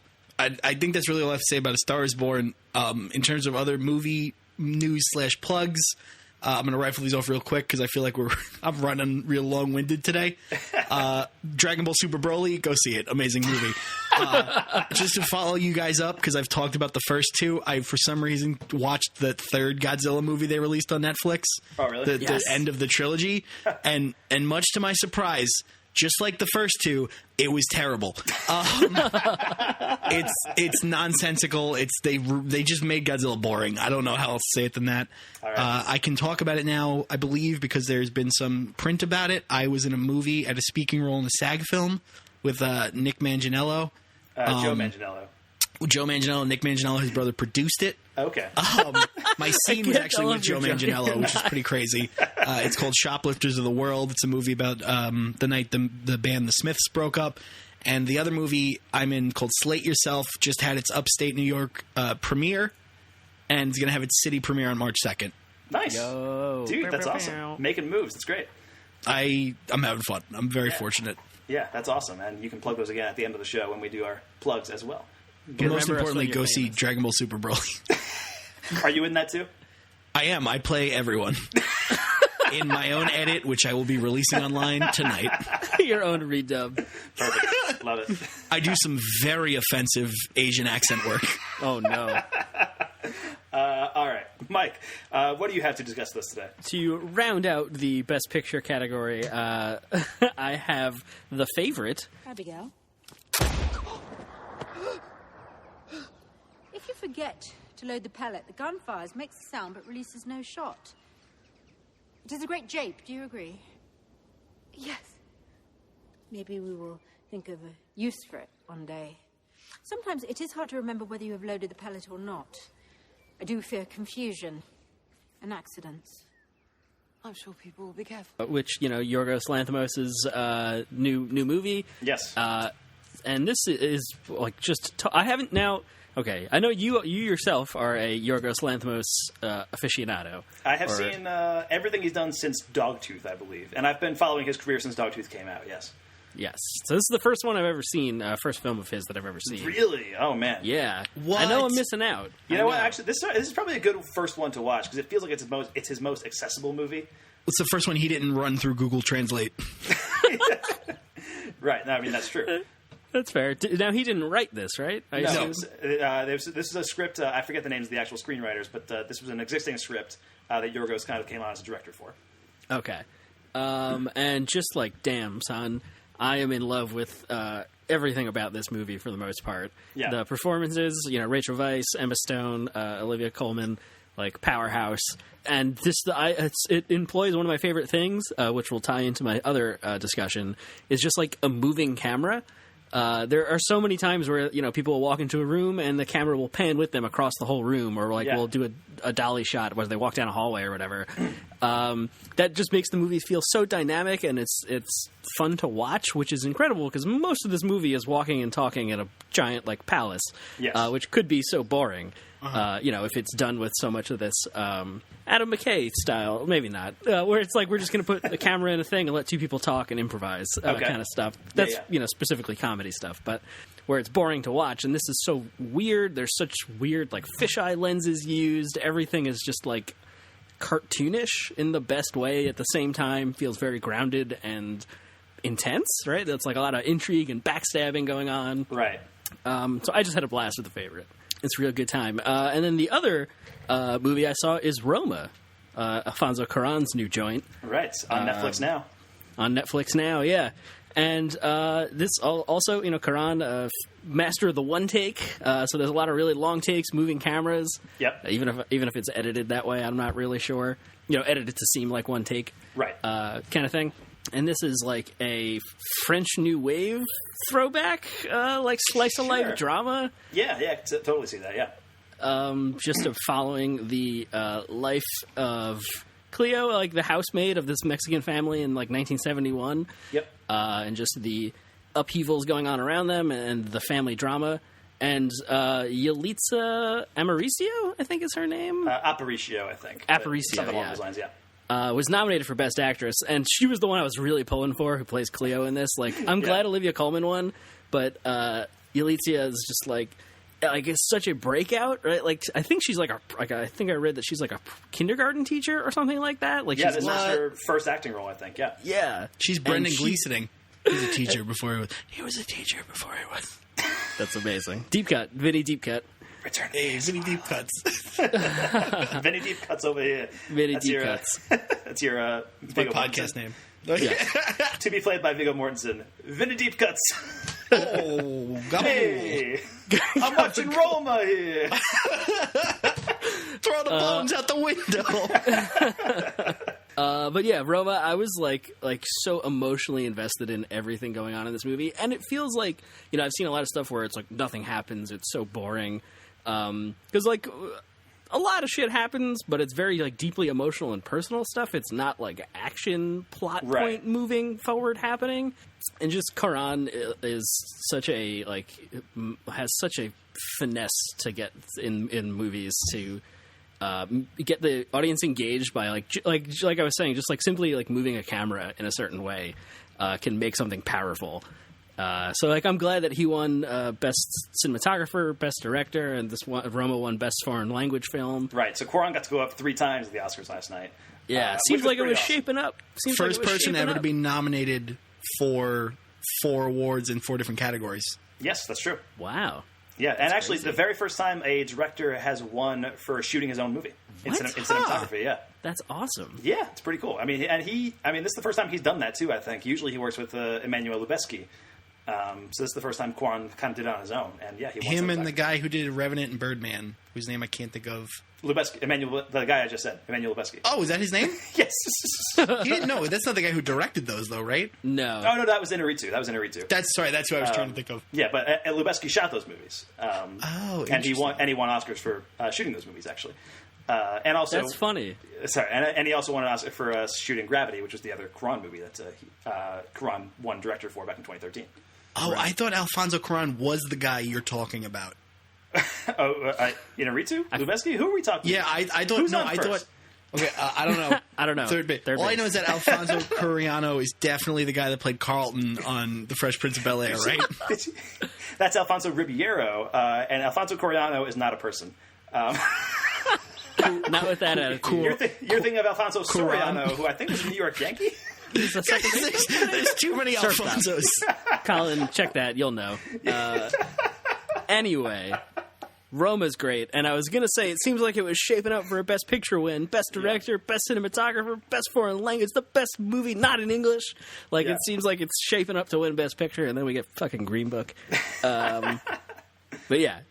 And I had this movie spoiled for me by accident. Like, I read a thing on Twitter about what happened, or like a audience member's experience with something going on. So like it didn't directly spoil a plot point, but it sort of did, because it was like about that. This Twitter post I saw, and it just like filled me with dread. And it's one of the one time that I think spoiling the movie might have like had a positive effect on me. I don't know. It was ready for it. I think I know exactly what you're talking about. What is it? I'll tell. I don't want to spoil it in here. Spoilers, man. It didn't prepare me for it. It just it made me on edge waiting for it. Okay. And made so much more tension in this movie that is otherwise not like tense. You know, like I don't know how to. It's not a thriller. There are certainly tense scenes in the movie, but yeah, it's not. It's not a thriller. It sort of reminded me of Y Tu Tambien, actually, the way that movie is kind of this, kind of loose, kind of just collection of scenes, but every once in a while it'll cut away to like, oh, this horrifying shit is also going on.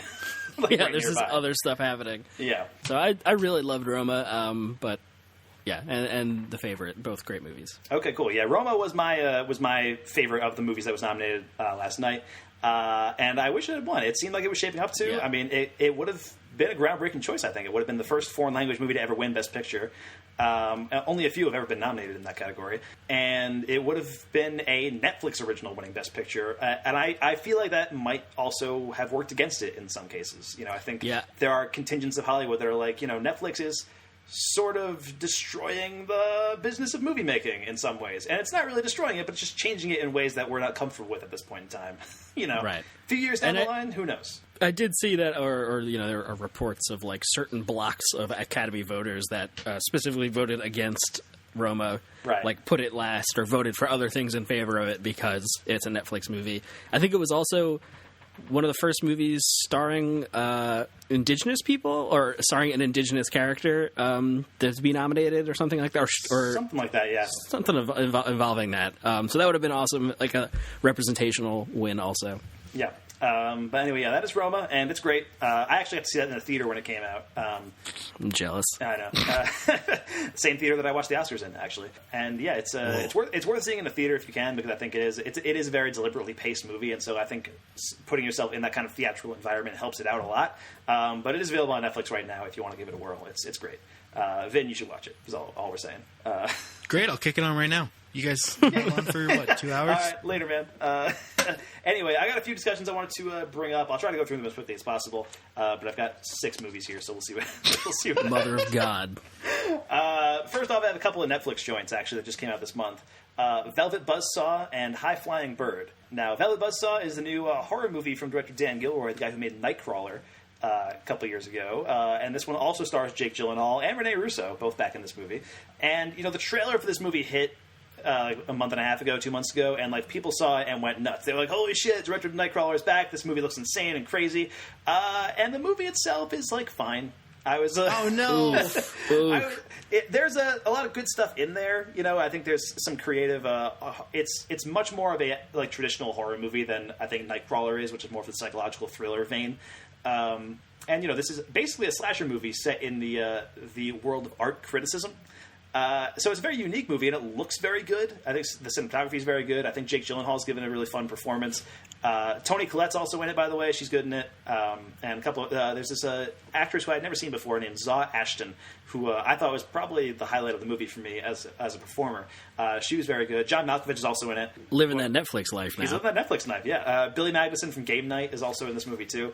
Is he the younger dude? Yeah, the kind of dim-witted, younger dude. Yeah. Oh, I like him. And he's in this movie, and basically the idea is somebody uncovers this art that is basically some guy dies in his apartment, and somebody goes over there, and they discover that he's got this whole collection of art that he's made his entire life that's never been made public, and it's amazing. It's next level art, it's never been seen before. It's groundbreaking stuff. So they start displaying it in their museum, but the art starts to kill them. In this very, very yes. That's basically the idea of the movie. It's The Ring? Other ways. It's kind of The Ring. Yeah, it's kind of The Ring. And so there's some fun kills in there. There's creative uses of that art to kill these people. But, for the most part, it's just kind of a standard slasher thriller with, a unique setting. And sometimes that's enough. It was enough for me while I was watching it. I was enjoying it for the most part. And Jake Gyllenhaal's given a fun performance. So that's Velvet Buzzsaw. And then the other Netflix movie I wanted to reference was High Flying Bird, which is the new movie directed by Steven Soderbergh. Which just came out 2 weeks ago on Netflix, and it sounds like Mike, you didn't even know this movie existed. What? Yeah, what? How did I not know about this? I feel so let down. I haven't heard about it until right this second. Yeah. Steven Soderbergh shot this movie pretty quickly. He shot it on an iPhone, which was much like the madman. Yeah. His last movie, he also shot on an iPhone, which was Unsane. But this is a completely different genre than that movie. That movie was a horror movie, psychological thriller. This is more of a drama starring Andre Holland as a basketball sports agent. And the idea is that he is the agent for this one basketball player, and he's trying to get him back on the team, and it's in the middle of this NBA lockout. And it's sort of plays like a heist movie, honestly. It's just a really sharp script. Andre Holland is great in it. I think the iPhone cinematography, for the most part, works. There is some stuff that I thought was pretty iffy, especially whenever there's a lot of light in a room. There's that backlight that you get on an iPhone that wasn't entirely taken care of in this movie. But for the most part, it works. And, Andre Holland's great. Zazie Beetz from Atlanta and Deadpool 2. She's in here as his assistant, and she's phenomenal in the movie. Bill Duke from Predator is also in the movie. Yeah. So, yeah, it's a pretty solid drama that has a lot of very funny moments. There's another... remember in Logan Lucky when there was that extended Game of Thrones joke that Soderbergh yes. threw in there? Yeah, there's another Game of Thrones joke in this movie. I don't know. What? Yeah, not as big as that one, but there's a fun reference to Game of Thrones that I enjoyed in this movie. So that's High Flying Bird. I think if you like Soderbergh movies, it's worth checking out. It plays a lot like his heist movies. So It's definitely cool. And then I have a few other movies to talk about. First is a movie that I've been trying to see for a very, very long time, and it's finally available to rent right now. It is called Anna and the Apocalypse. Ladies, why don't you get behind me?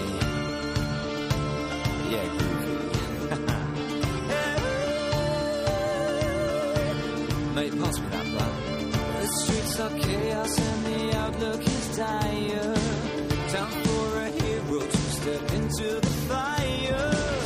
The world's a jungle and we're close to extinction. This is my moment and I'll fight with distinction. We'll one, stay focused, keep your concentration. Will you have fun? Use your imagination.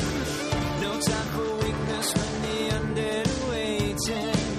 So look it out there and start decapitating. When it comes to killing zombies, I'm the top of my class. Where you been hiding? I've been kicking some ass. I know the best form of defense is attack. I know what I'm fighting for. I'm a soldier boy. And it's directed by John McPhail. This is a Scottish movie that is also a musical that is set at Christmas. That is also a zombie movie. I've heard of this. Yeah. This played at Fantastic Fest in like late 2017. And I've been hearing about it like nonstop since then. So I've been dying to see it for a long time. It's available to rent on Amazon right now, finally. And it's very good. The soundtrack is fantastic. The performances are a lot of fun. It's a pretty funny movie. The zombie action is pretty creative. I will say I think the choreography for some of the songs is like a little weak. But, you know, for the most part, like there's just this vibe and energy about it that I just really liked and responded to. And it's just a very fun movie to watch. Like I feel like I'm probably going to buy the Blu-ray and just kind of like it feels like it'll be a very rewatchable movie. So it's worth checking out, and I would recommend that you guys check it out as you can. I feel like it's one of those movies that I'm going to show to people a lot, just because it's such a weird movie, and it's going to be a movie that like your non-film friends will not know what it is until you show it to them, and they're like, guys, you got to watch this. This is amazing. Just trust me. Yeah, it's why we're film geeks in the first place, right? It's to show our better taste to other people that we know. Yes. Yeah, of course. Anyway, so that's Anna and the Apocalypse. Also wanted to reference another horror movie, horror comedy hybrid. Happy Death Day to You. Oh, right. That came out. That did come out. Did either of you guys see Happy Death Day? No. Okay. I liked Happy Death Day a lot. It was a surprisingly fun movie. And that was a movie that I was pretty skeptical about going into it. I thought, it's whatever. It looked like Groundhog Day, but a horror movie. And like that could be fun, but like the trailers didn't sell me on it. But I saw it, and it ended up being pretty good. I think this movie is actually a little bit better than the first one. What? And it does that by really expanding the concept. It is not a horror movie anymore. It went like full sci-fi for the sequel. And like that first movie was really like, this is Groundhog Day, but a horror movie. And now it feels like it's really riffing on Back to the Future 2. And they even reference it directly in the movie. And there's actually, even in the musical score, there's one moment where the main character, Tree, kind of stands up and like you hear the kind of Back to the Future sting that like, doo-doo-doo. And it was very good. But it's very funny. It really it explains why the things that happened in the first movie happened, and that sounds like it could be annoying and grating, but it actually ends up expanding the world in interesting ways. Damn, now I gotta watch both of them. And all the performances are a lot of fun. It's just a really entertaining movie that Blumhouse did another good job with. So that is a Happy Death Day to You. And then I also saw Fighting with My Family, which is the new movie directed by Stephen Merchant. And Vin, you kind of looked up as if you were pretty excited about this movie. I had to bargain my way into Alita Battle Angel because the person I was with wanted to see Fighting with My Family. Oh man, yeah. So are you guys are either of you guys like wrestling fans, or like familiar with wrestling? I feel like Vin, you've seen some wrestling. Oh yeah. Okay. Hard now. Cool. Okay, so Mike's not, but Vin is. So Vin, you're familiar with Paige, I assume, right? Paige, the WWE diva.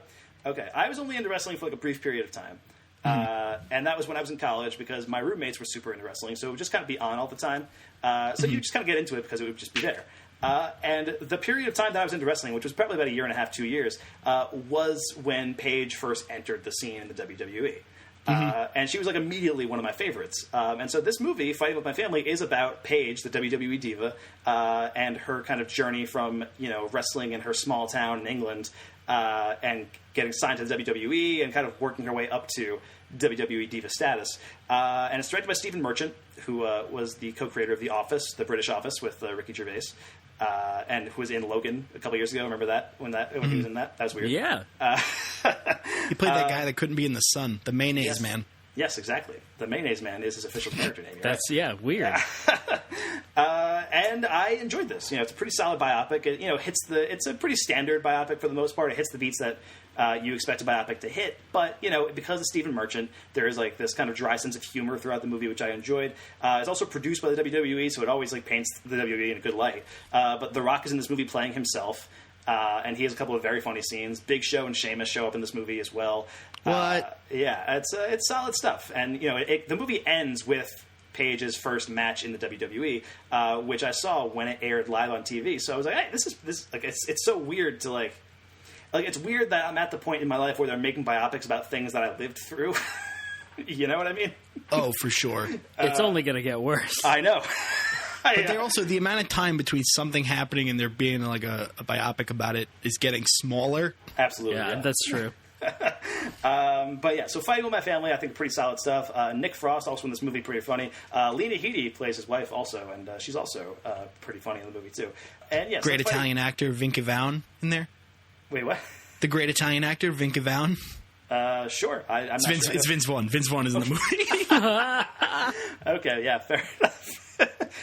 Vince Vaughn also in this movie, and he gets some solid lines in there too. It's mostly a comedy, honestly, but there is some like emotional moments, and like it's really about the relationship Paige has with her brother, about how he was trying to get into the WWE too and didn't make it, and it's some solid stuff. So that is Fighting With My Family, and then finally wanted to bring up one last movie before we get into our featured review, and that is How to Train Your Dragon 3: The Hidden World. I can't believe you saw that. I mean, you're a big How to Train Your Dragon fan, right, Mike? Yeah, I'm jealous.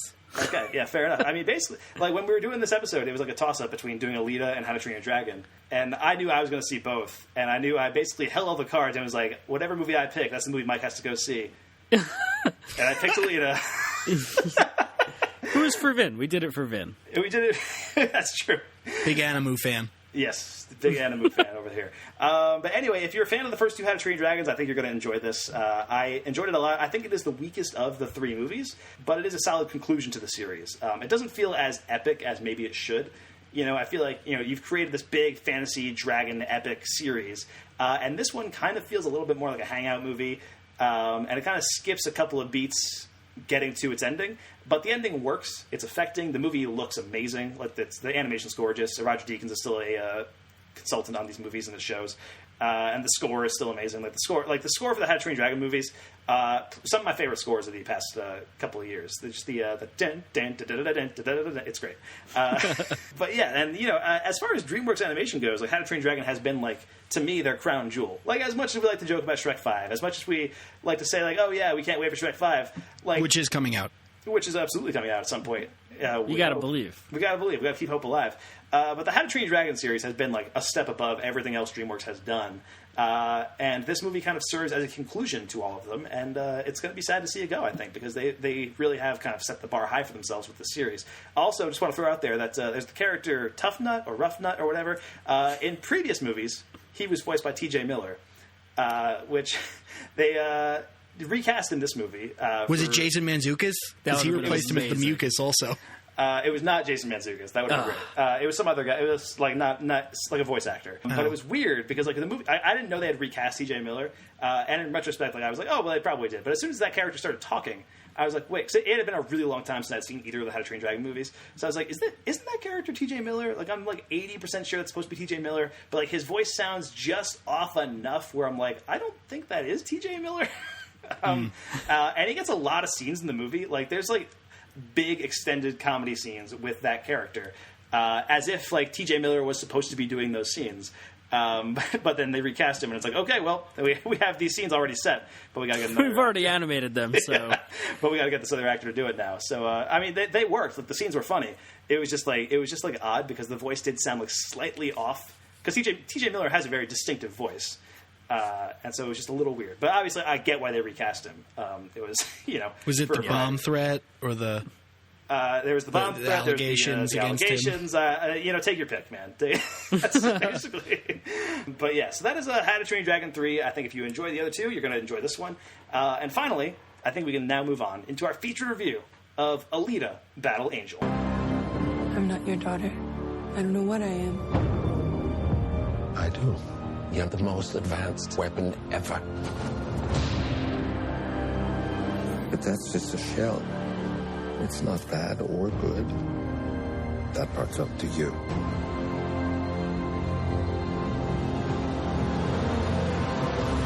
I do not stand by in the presence of evil. She's threatening the natural order of things. Tonight is not a game. It is a hunt. I need you to destroy the girl called Alita.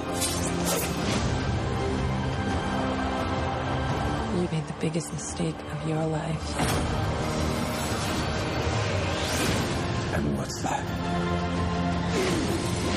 Underestimating who I am.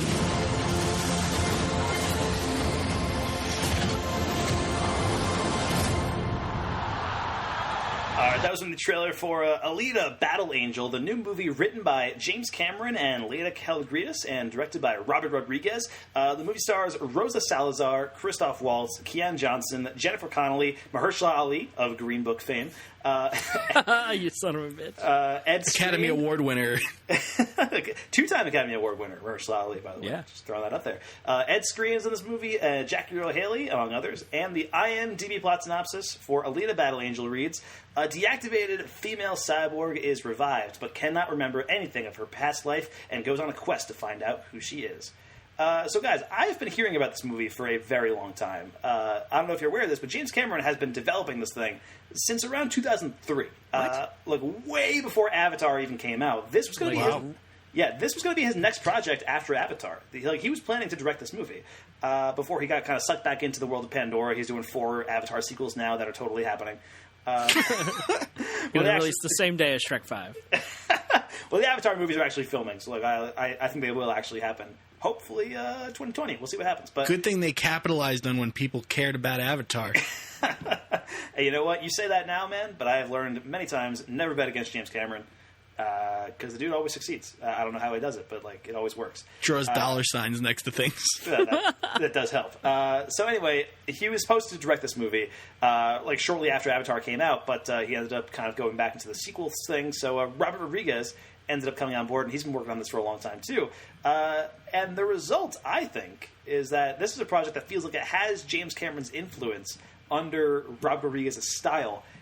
And I was all about it, you guys. Wow. I am shocked by how much I liked this movie.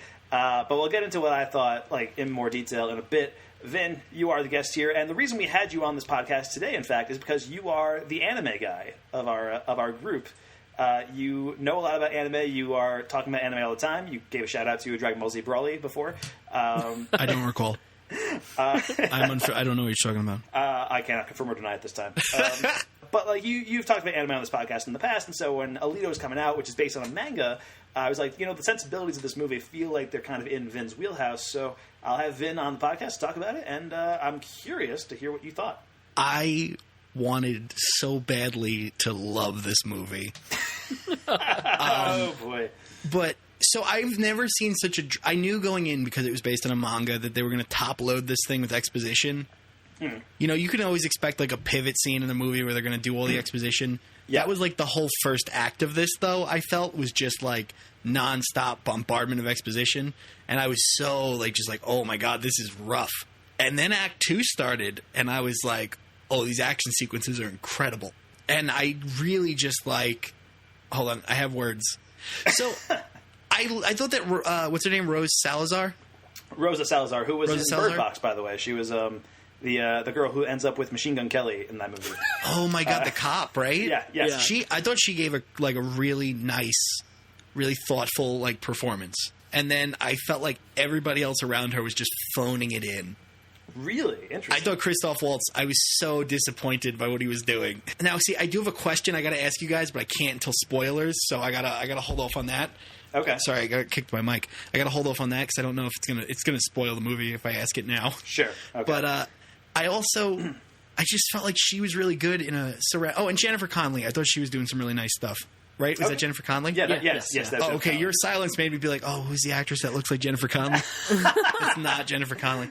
And then Ed Skrein, I thought was great as the robot with the sharpest sword in the world. Yeah, I thought he was great in this movie too.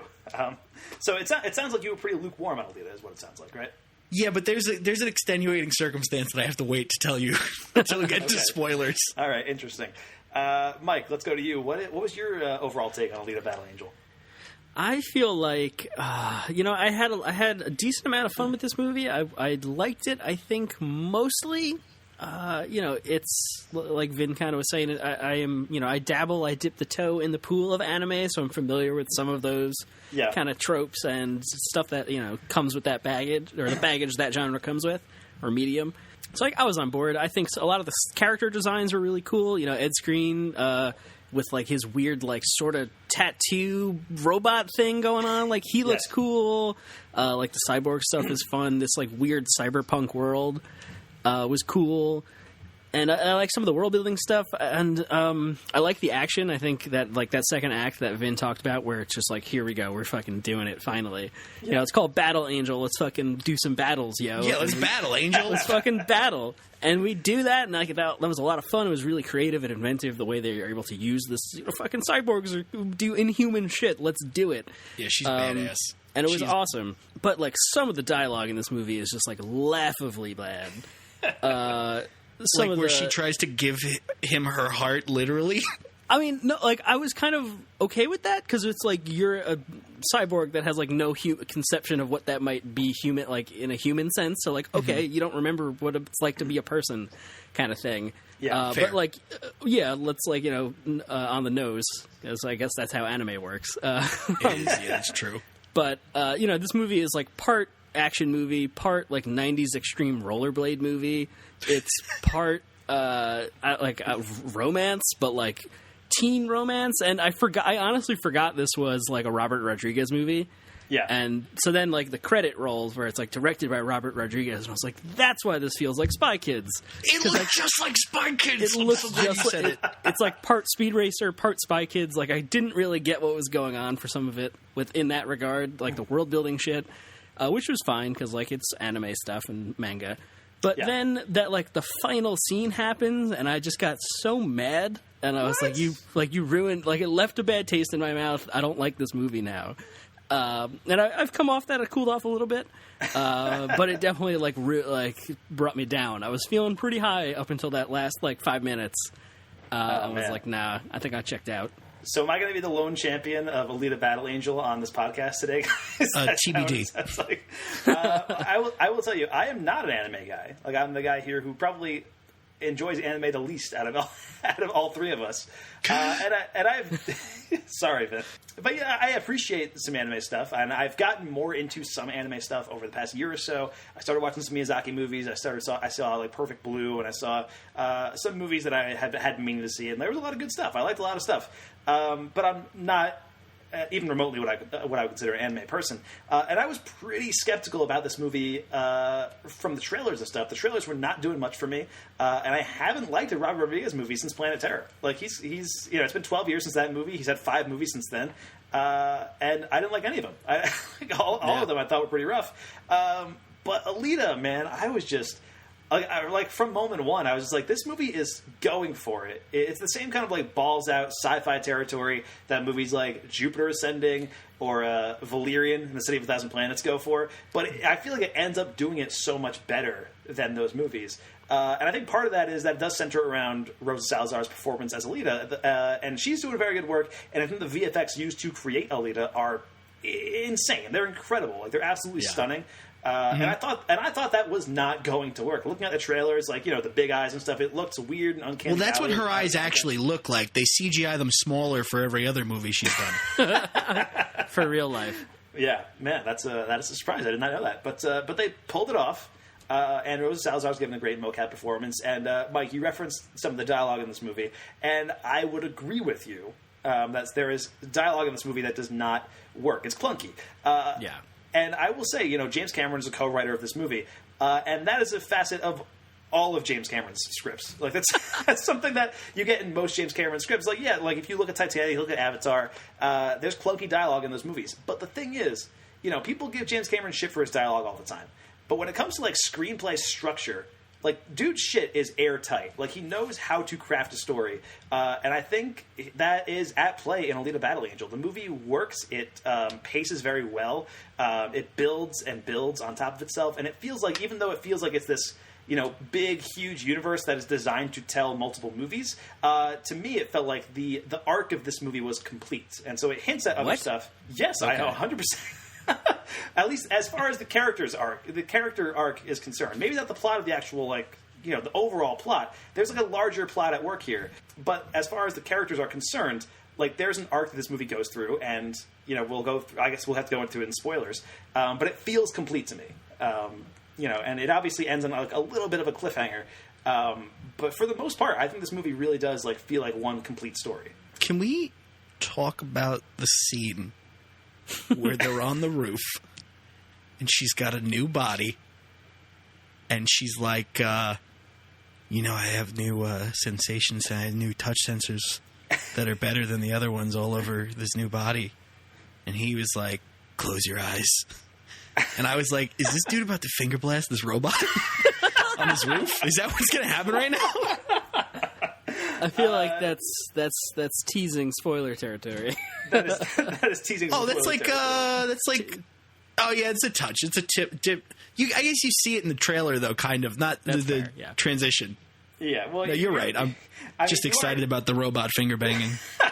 You are referring to the romantic kind of stuff between Rosa Salazar and Hugo, I think the love interest's name is. Hugo, yeah. And as far as, well, that's the thing. I think the movie does drag a little bit when it's focusing on their love story. That's the part where it just not. This isn't doing much for me. I think they tried to do something interesting with the Hugo character, making him like a guy who sells robot parts for money, but it doesn't really work. And those scenes have a very YA young adult quality to them.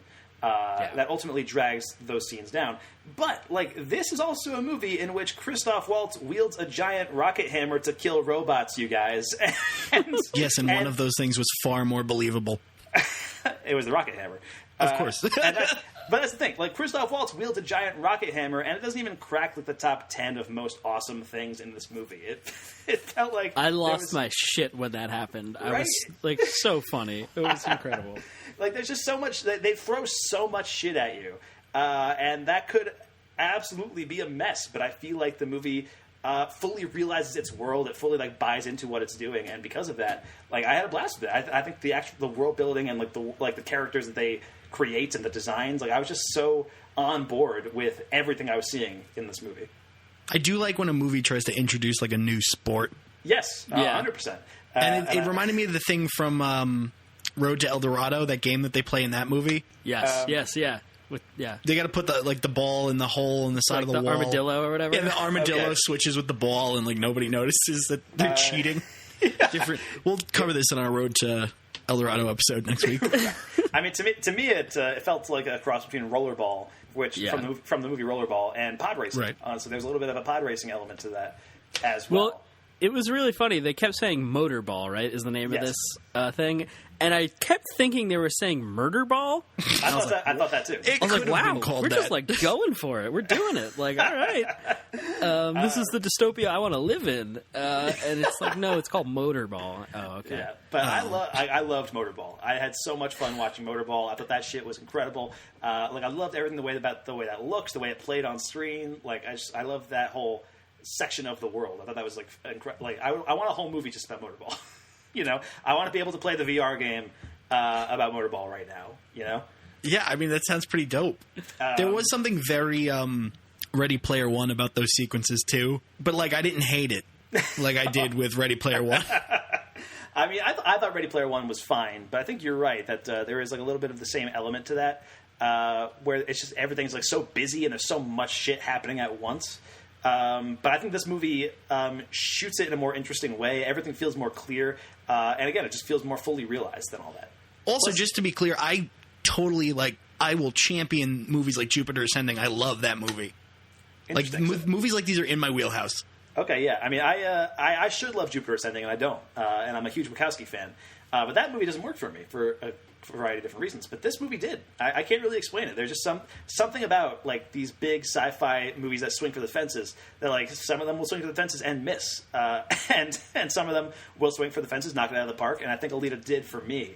But I'm definitely like, I would say like it's a pretty divisive movie. I think it has like a 60 on Rotten Tomatoes or something like that.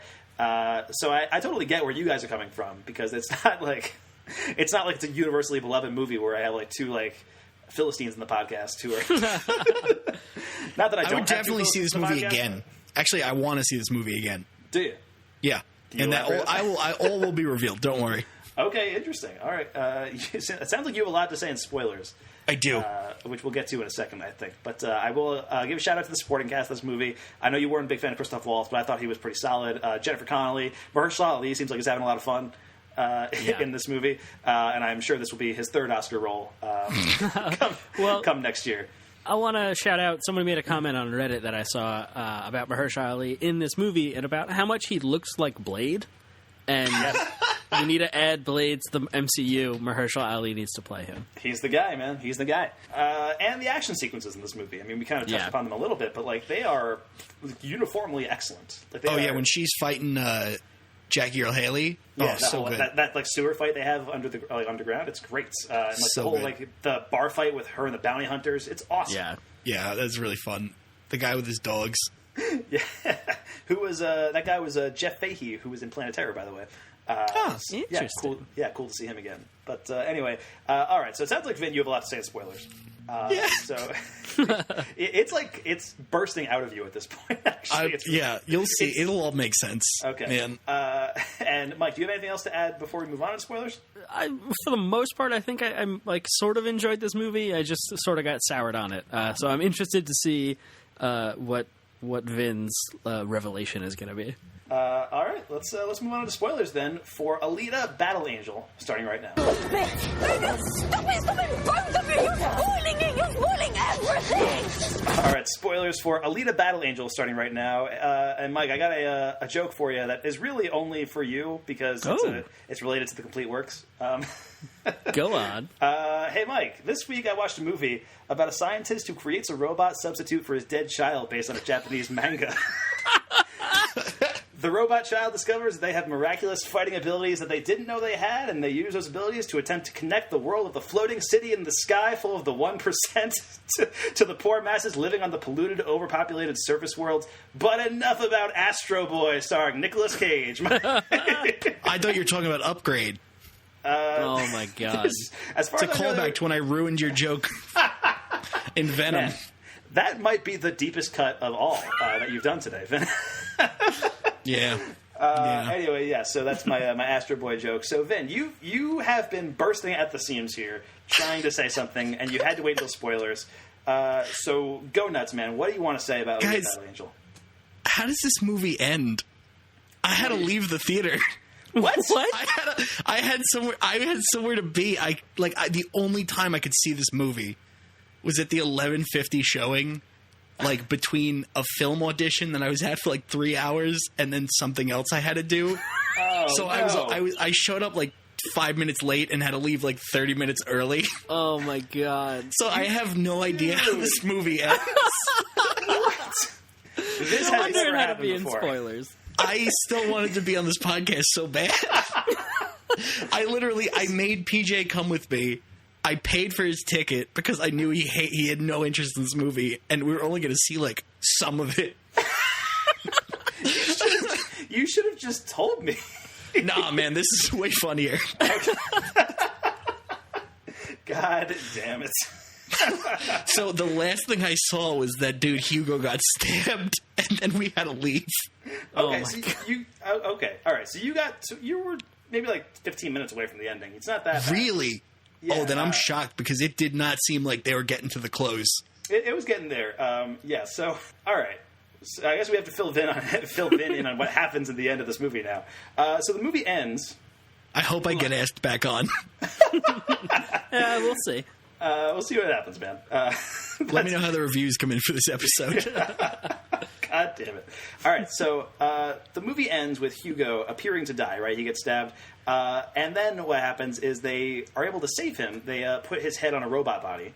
But then he tries to run up to Zalem, the city in the sky, because he's like filled with rage and anger and vengeance. And as he's running up there, the Nova, the kind of overall big bad, they've been talking about him the whole time. Yeah, that's like possessing Mahershala Ali the entire time. Who, by the way, is played by Edward Norton. What? Twist. Yeah, you find that out. No way. At the end, he takes off his little goggles, and it's Edward Norton. And it's like, oh, shit!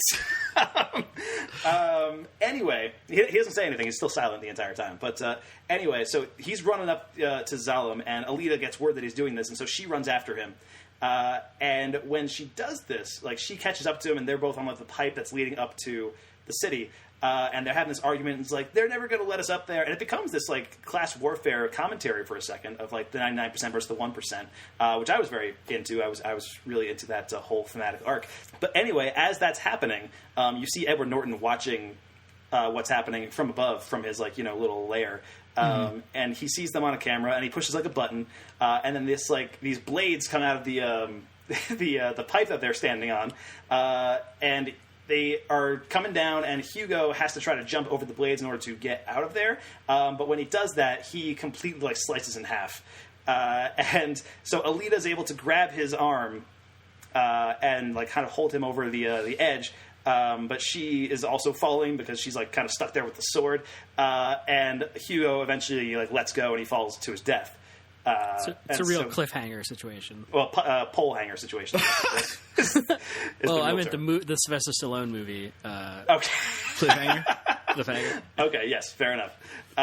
Anyway, so that's when Hugo actually dies, and so Alita kind of returns to the surface world, and it kind of cuts to a few months later, and she's become like a pretty big star in the motorball arena. And then it kind of ends with Edward Norton looking down on her, and she's like kind of raising her sword to the sky, and it's kind of like this revolutionary, like this will be like she's become like this sort of revolutionary, and she will go on to defeat the forces of Zalem or whatever. And that's kind of how the movie ends. Good to know. Did that fill you in sufficiently enough, Vin? Yeah, actually, I'm surprised. I thought I missed a lot more.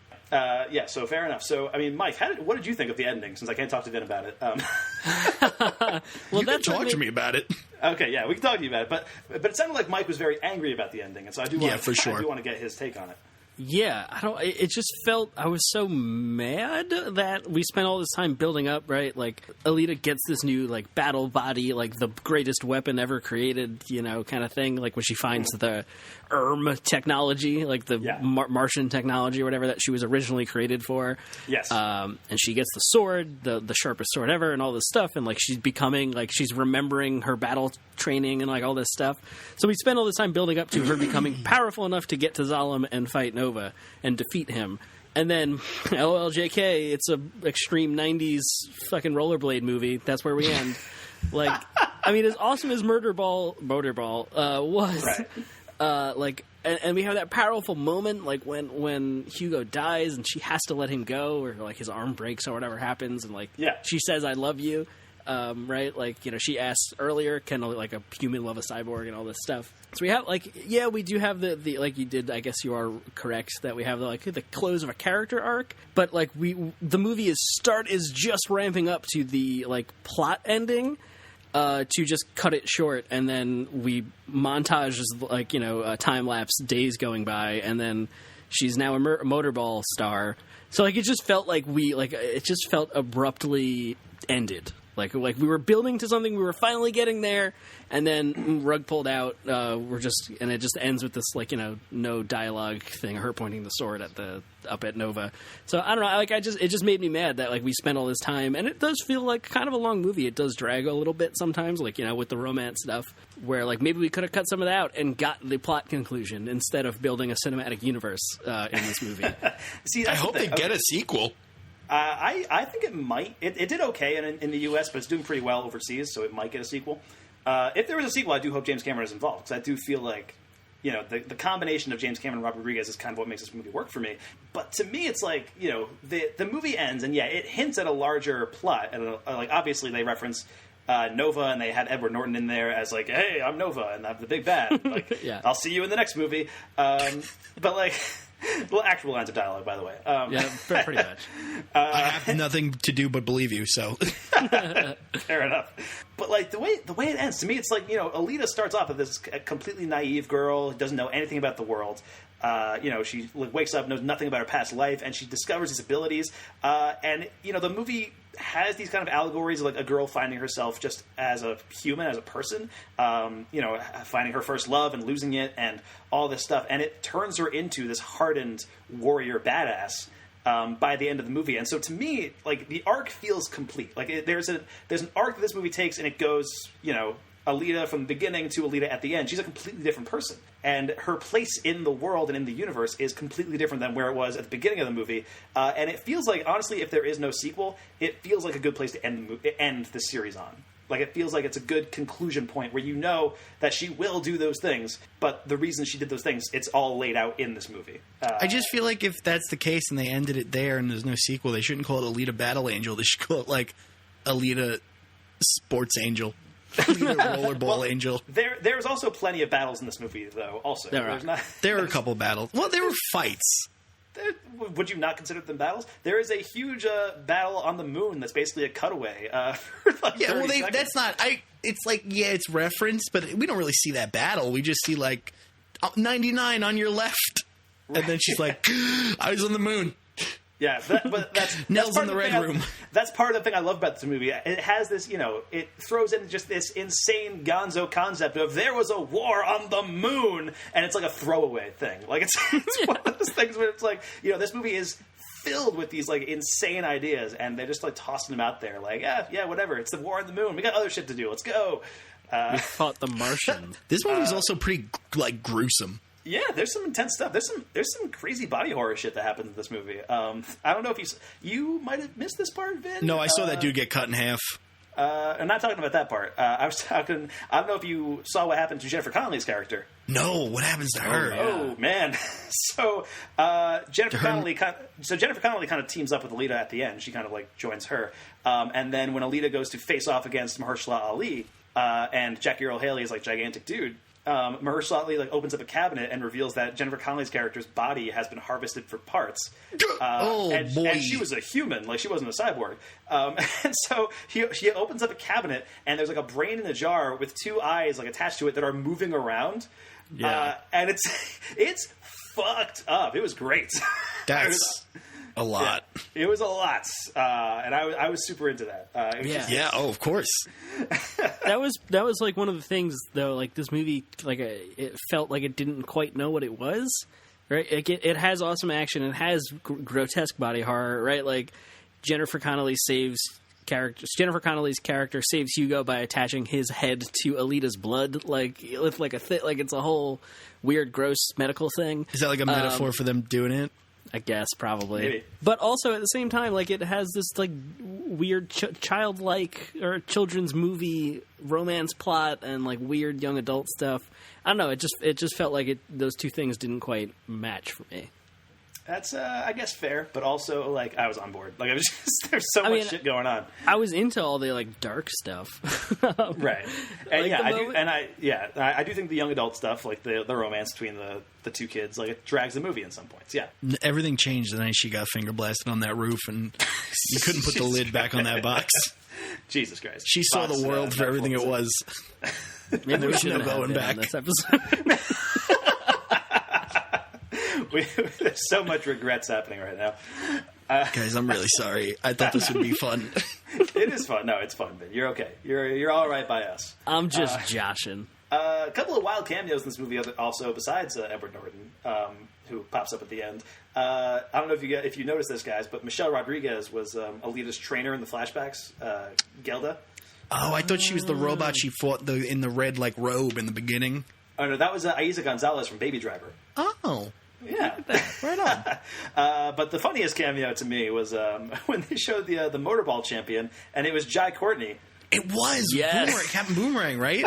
Yeah, Captain Boomerang Suicide Squad, and it felt like it was a weird situation where it was like, who's the Motorball champion? It's like, oh, it's that guy, and it cuts over and it's Jai Courtney, and it's like, what was playing himself? Yeah. Yes, playing himself as a weird robot. It was so weird. It was like that happened, and I was like, was there Was Jai Courtney just like hanging around on set one day, and they're like, "Hey, come on in, we'll get you." In the Robert movie Rodriguez somewhere." one day was like, "Hey, you know who I'm weirdly friends with? Is did you see Suicide Squad? Yeah, I know Will Smith, and he's not around, but the guy that played Captain Boomerang is." Yeah, bring him in, sure. Yeah, and the set guy's like, "All right, fine, like whatever." So yeah, a couple of cool cameos there. So I wanted to rough through that, and then also Jeff Fahey, who we mentioned before from Planetary, plays McTeague, the hunter warrior with a pack of robot dogs. And that's part of what I love. Like all those like hunter warriors and bounty hunters, they all felt like weird, distinct characters. Yeah. That you would not see in like a normal movie.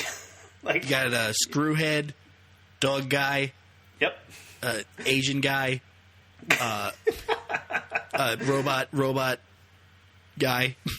Yes, robot Pretty guy. much. He was my favorite character. I did really love the like Francis. hunter warrior like plot and like that aspect of the world. It felt very, very like Blade Runner in some was way. cool. Yeah, it was really cool. I think this movie touches on some really awesome cyberpunk and like neo noir things, and uses them in fun ways. So Seems like a great way to make money. Also, being a hunter warrior, every one of them seem like they're profiting. except for all the death stuff, I guess. Yeah, but like it's money. That's true. I couldn't believe they killed that dog. Oh, that killed me. Yeah. And then she puts its blood on his face. That was weird. She's like, "I'm gonna put your blood on my face, dog." Like that part of the movie is when I was like, "Fuck yes, we're here, Battle Angel, we're doing it." Like this crazy shit is happening. Like we're off the deep end, and then like it pulls the rug out from under me. Yeah, washed in the fucking shallow or whatever. And then we go like the fight in the underground. Thanks for catching up, Ben.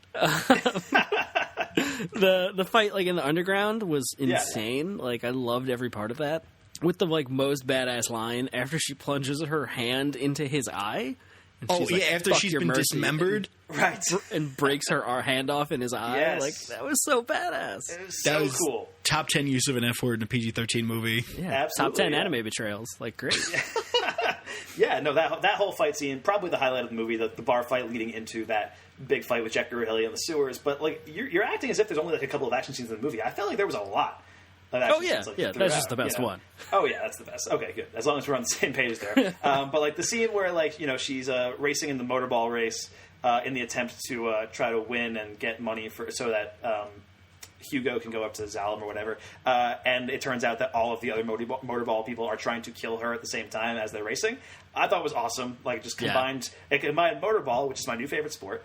And the action sequences which have been dominating the movie, and it was awesome. And then like the way that race just like broke out into the streets, and like she had to like chase down to find Hugo and save him and stuff. Like that was awesome. It was that was cool.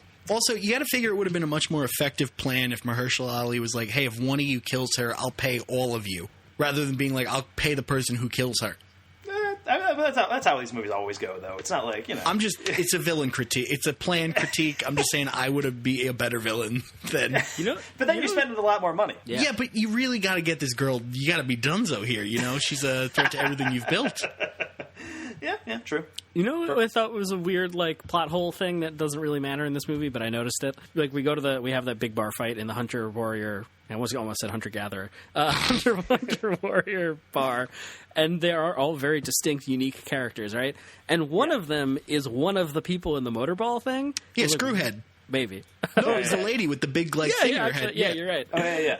I was like, wouldn't Alita recognize her? Like, I'm pretty sure that like you just fought her. Wouldn't you know that she's also? You're not going to remember the lady you met named Screwhead with the screw in her head? Okay, so you're saying she sees her in the bar fight and then she sees her in the motorball race. That's what you're saying? And doesn't recognize her, yeah. I was like, wouldn't she know that person's a hunter warrior? And like it takes the phone call? I mean, it doesn't matter at all. There was a lot of people in that bar, dude. That's fair. And they were all fighting each other. Like, but they were expressly introduced. Yeah, she's like end screen is like, this is dog guy. And this is Screwhead, and this is other guy, and I'm Nicholas Hoult almost. I thought it was Nicholas Hoult. I didn't realize it wasn't until you said it. I gotta My say, name's Francis in Deadpool. I gotta say, Ed Skrein is surprisingly great in this movie. He's really good. He's somebody who I have always thought was like fun. Like I've never thought about Ed Skrein in my entire life. I know he was on Game of Thrones for like a season, right? He played Dario, I think, originally. Oh my god, he's that guy. Yeah. And then he was in Deadpool. And then he played Deadpool. I think he like replaced Jason Statham in the Transporter movies or something. Yeah. But he's never been more than like serviceable to me. You know, I've never remembered Ed Skrein, but like I thought he was great in this movie. He was a blast. He could have been the Jai Courtney of this movie, but turns out Jai Courtney was the Jai Courtney. Jai Courtney was the Jai Courtney. Yeah, no, you're right. You're right. And I, really enjoyed just like the way he introduces all those bounty hunters and like that kind of like he's just playing it really big and menacing. And I love that. And then I loved when he gets come up into the end where Alita slices his face off. It was delightful. So good. He was the Satisfying. Shakespearean villain this movie needed. Exactly. All right. So, is there anything else about Alita: Battle Angel you guys wanted to reference in spoilers, or should we start wrapping this thing up? I really just want to talk about Christoph Waltz's Rocket Hammer for a second. Absolutely. The floor is yours. So there's that scene, right? Like it's set up that we think he's the serial killer that's been like this sort of Jack the Ripper character, like killing women and harvesting their parts and all this weird shit. Yeah. Which also, more weird body horror stuff. So thanks, manga. And like we see him, it's like this kind of like montage of him putting a weapon together, like stuff clicking together, and then like whoosh, he wields it. It's this giant fucking hammer. Yep. I lost my shit in the theater. Well, yeah. Like, cause I thought he was putting together a gun. Did anybody else think that? Well, we see a shadow, right? We see that woman get killed the first time, and we see like what looks like a scythe or like this weird long shadow. Like right. It's like, oh, it's going to be a scythe for some reason, I guess. Nope, it's a fucking rocket hammer. I should also say I was also late to the theater. So when did you show up? Oh, boy. Right before Hugo gets stabbed. The first rocket ball scene, maybe? Oh, wow. Jesus Christ, dude. So how much of this movie did you see? Like an hour? No. It was a 11:50 showing. We got there at 12:10. And then we left at like 1:50.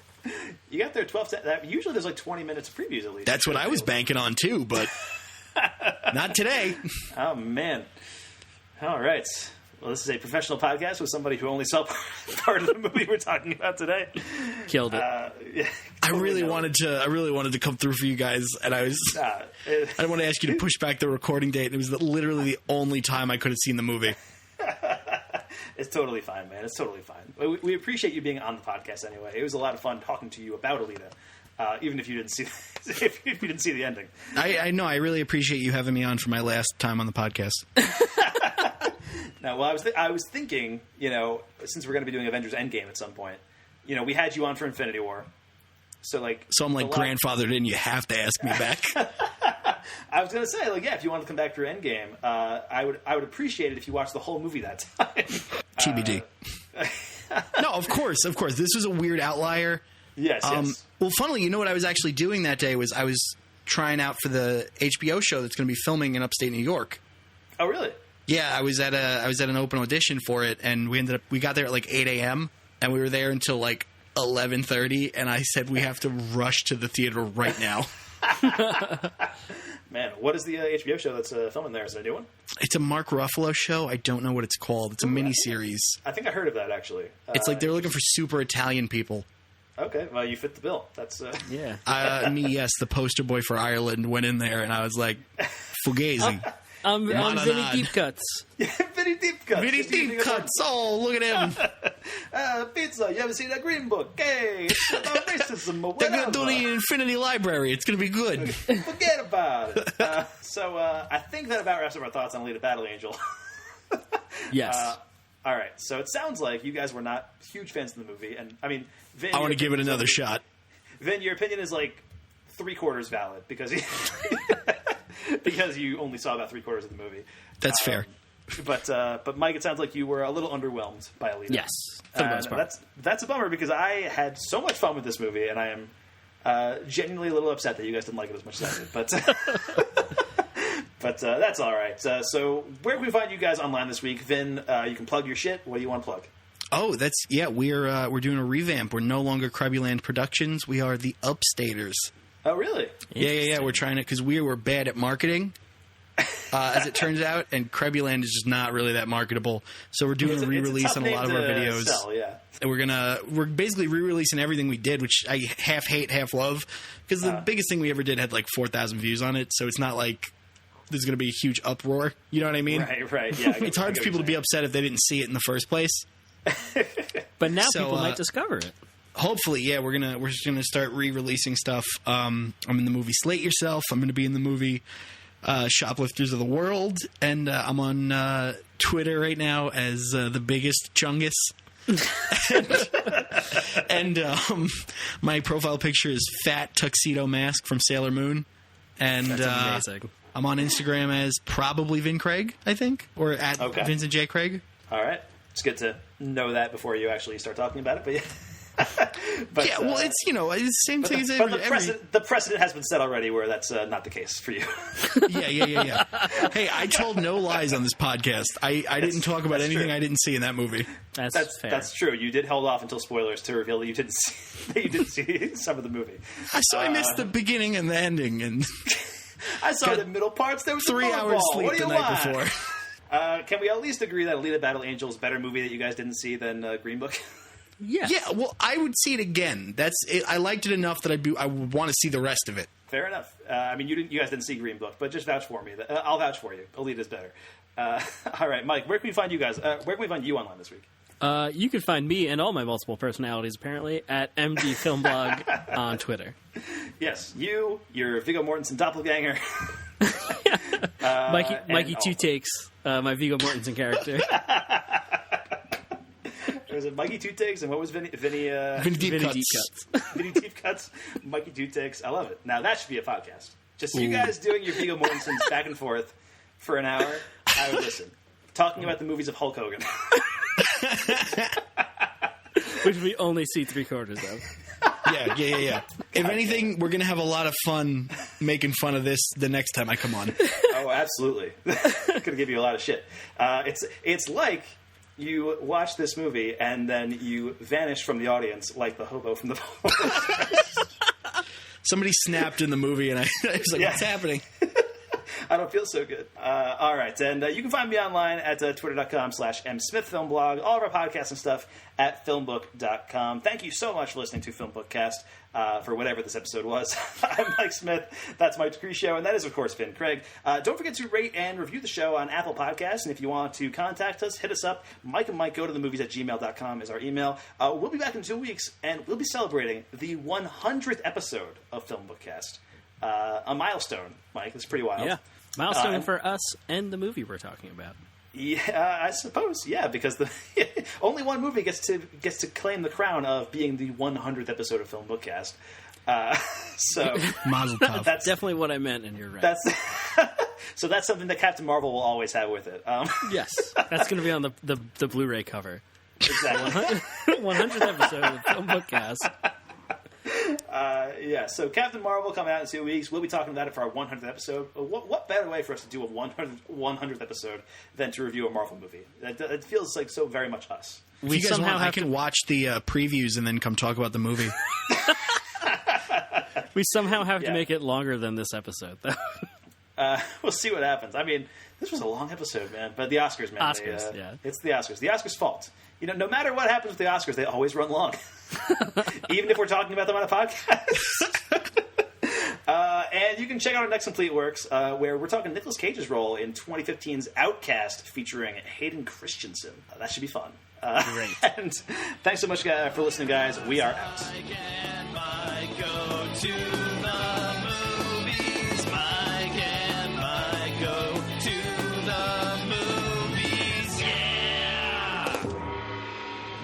Chosen wisely. It's going to be a 5-hour episode. Oh, my God. I mean, it's the Oscars, you know, it's like a special one. Man, it's the glitz, the glamour. It's Hollywood's biggest night.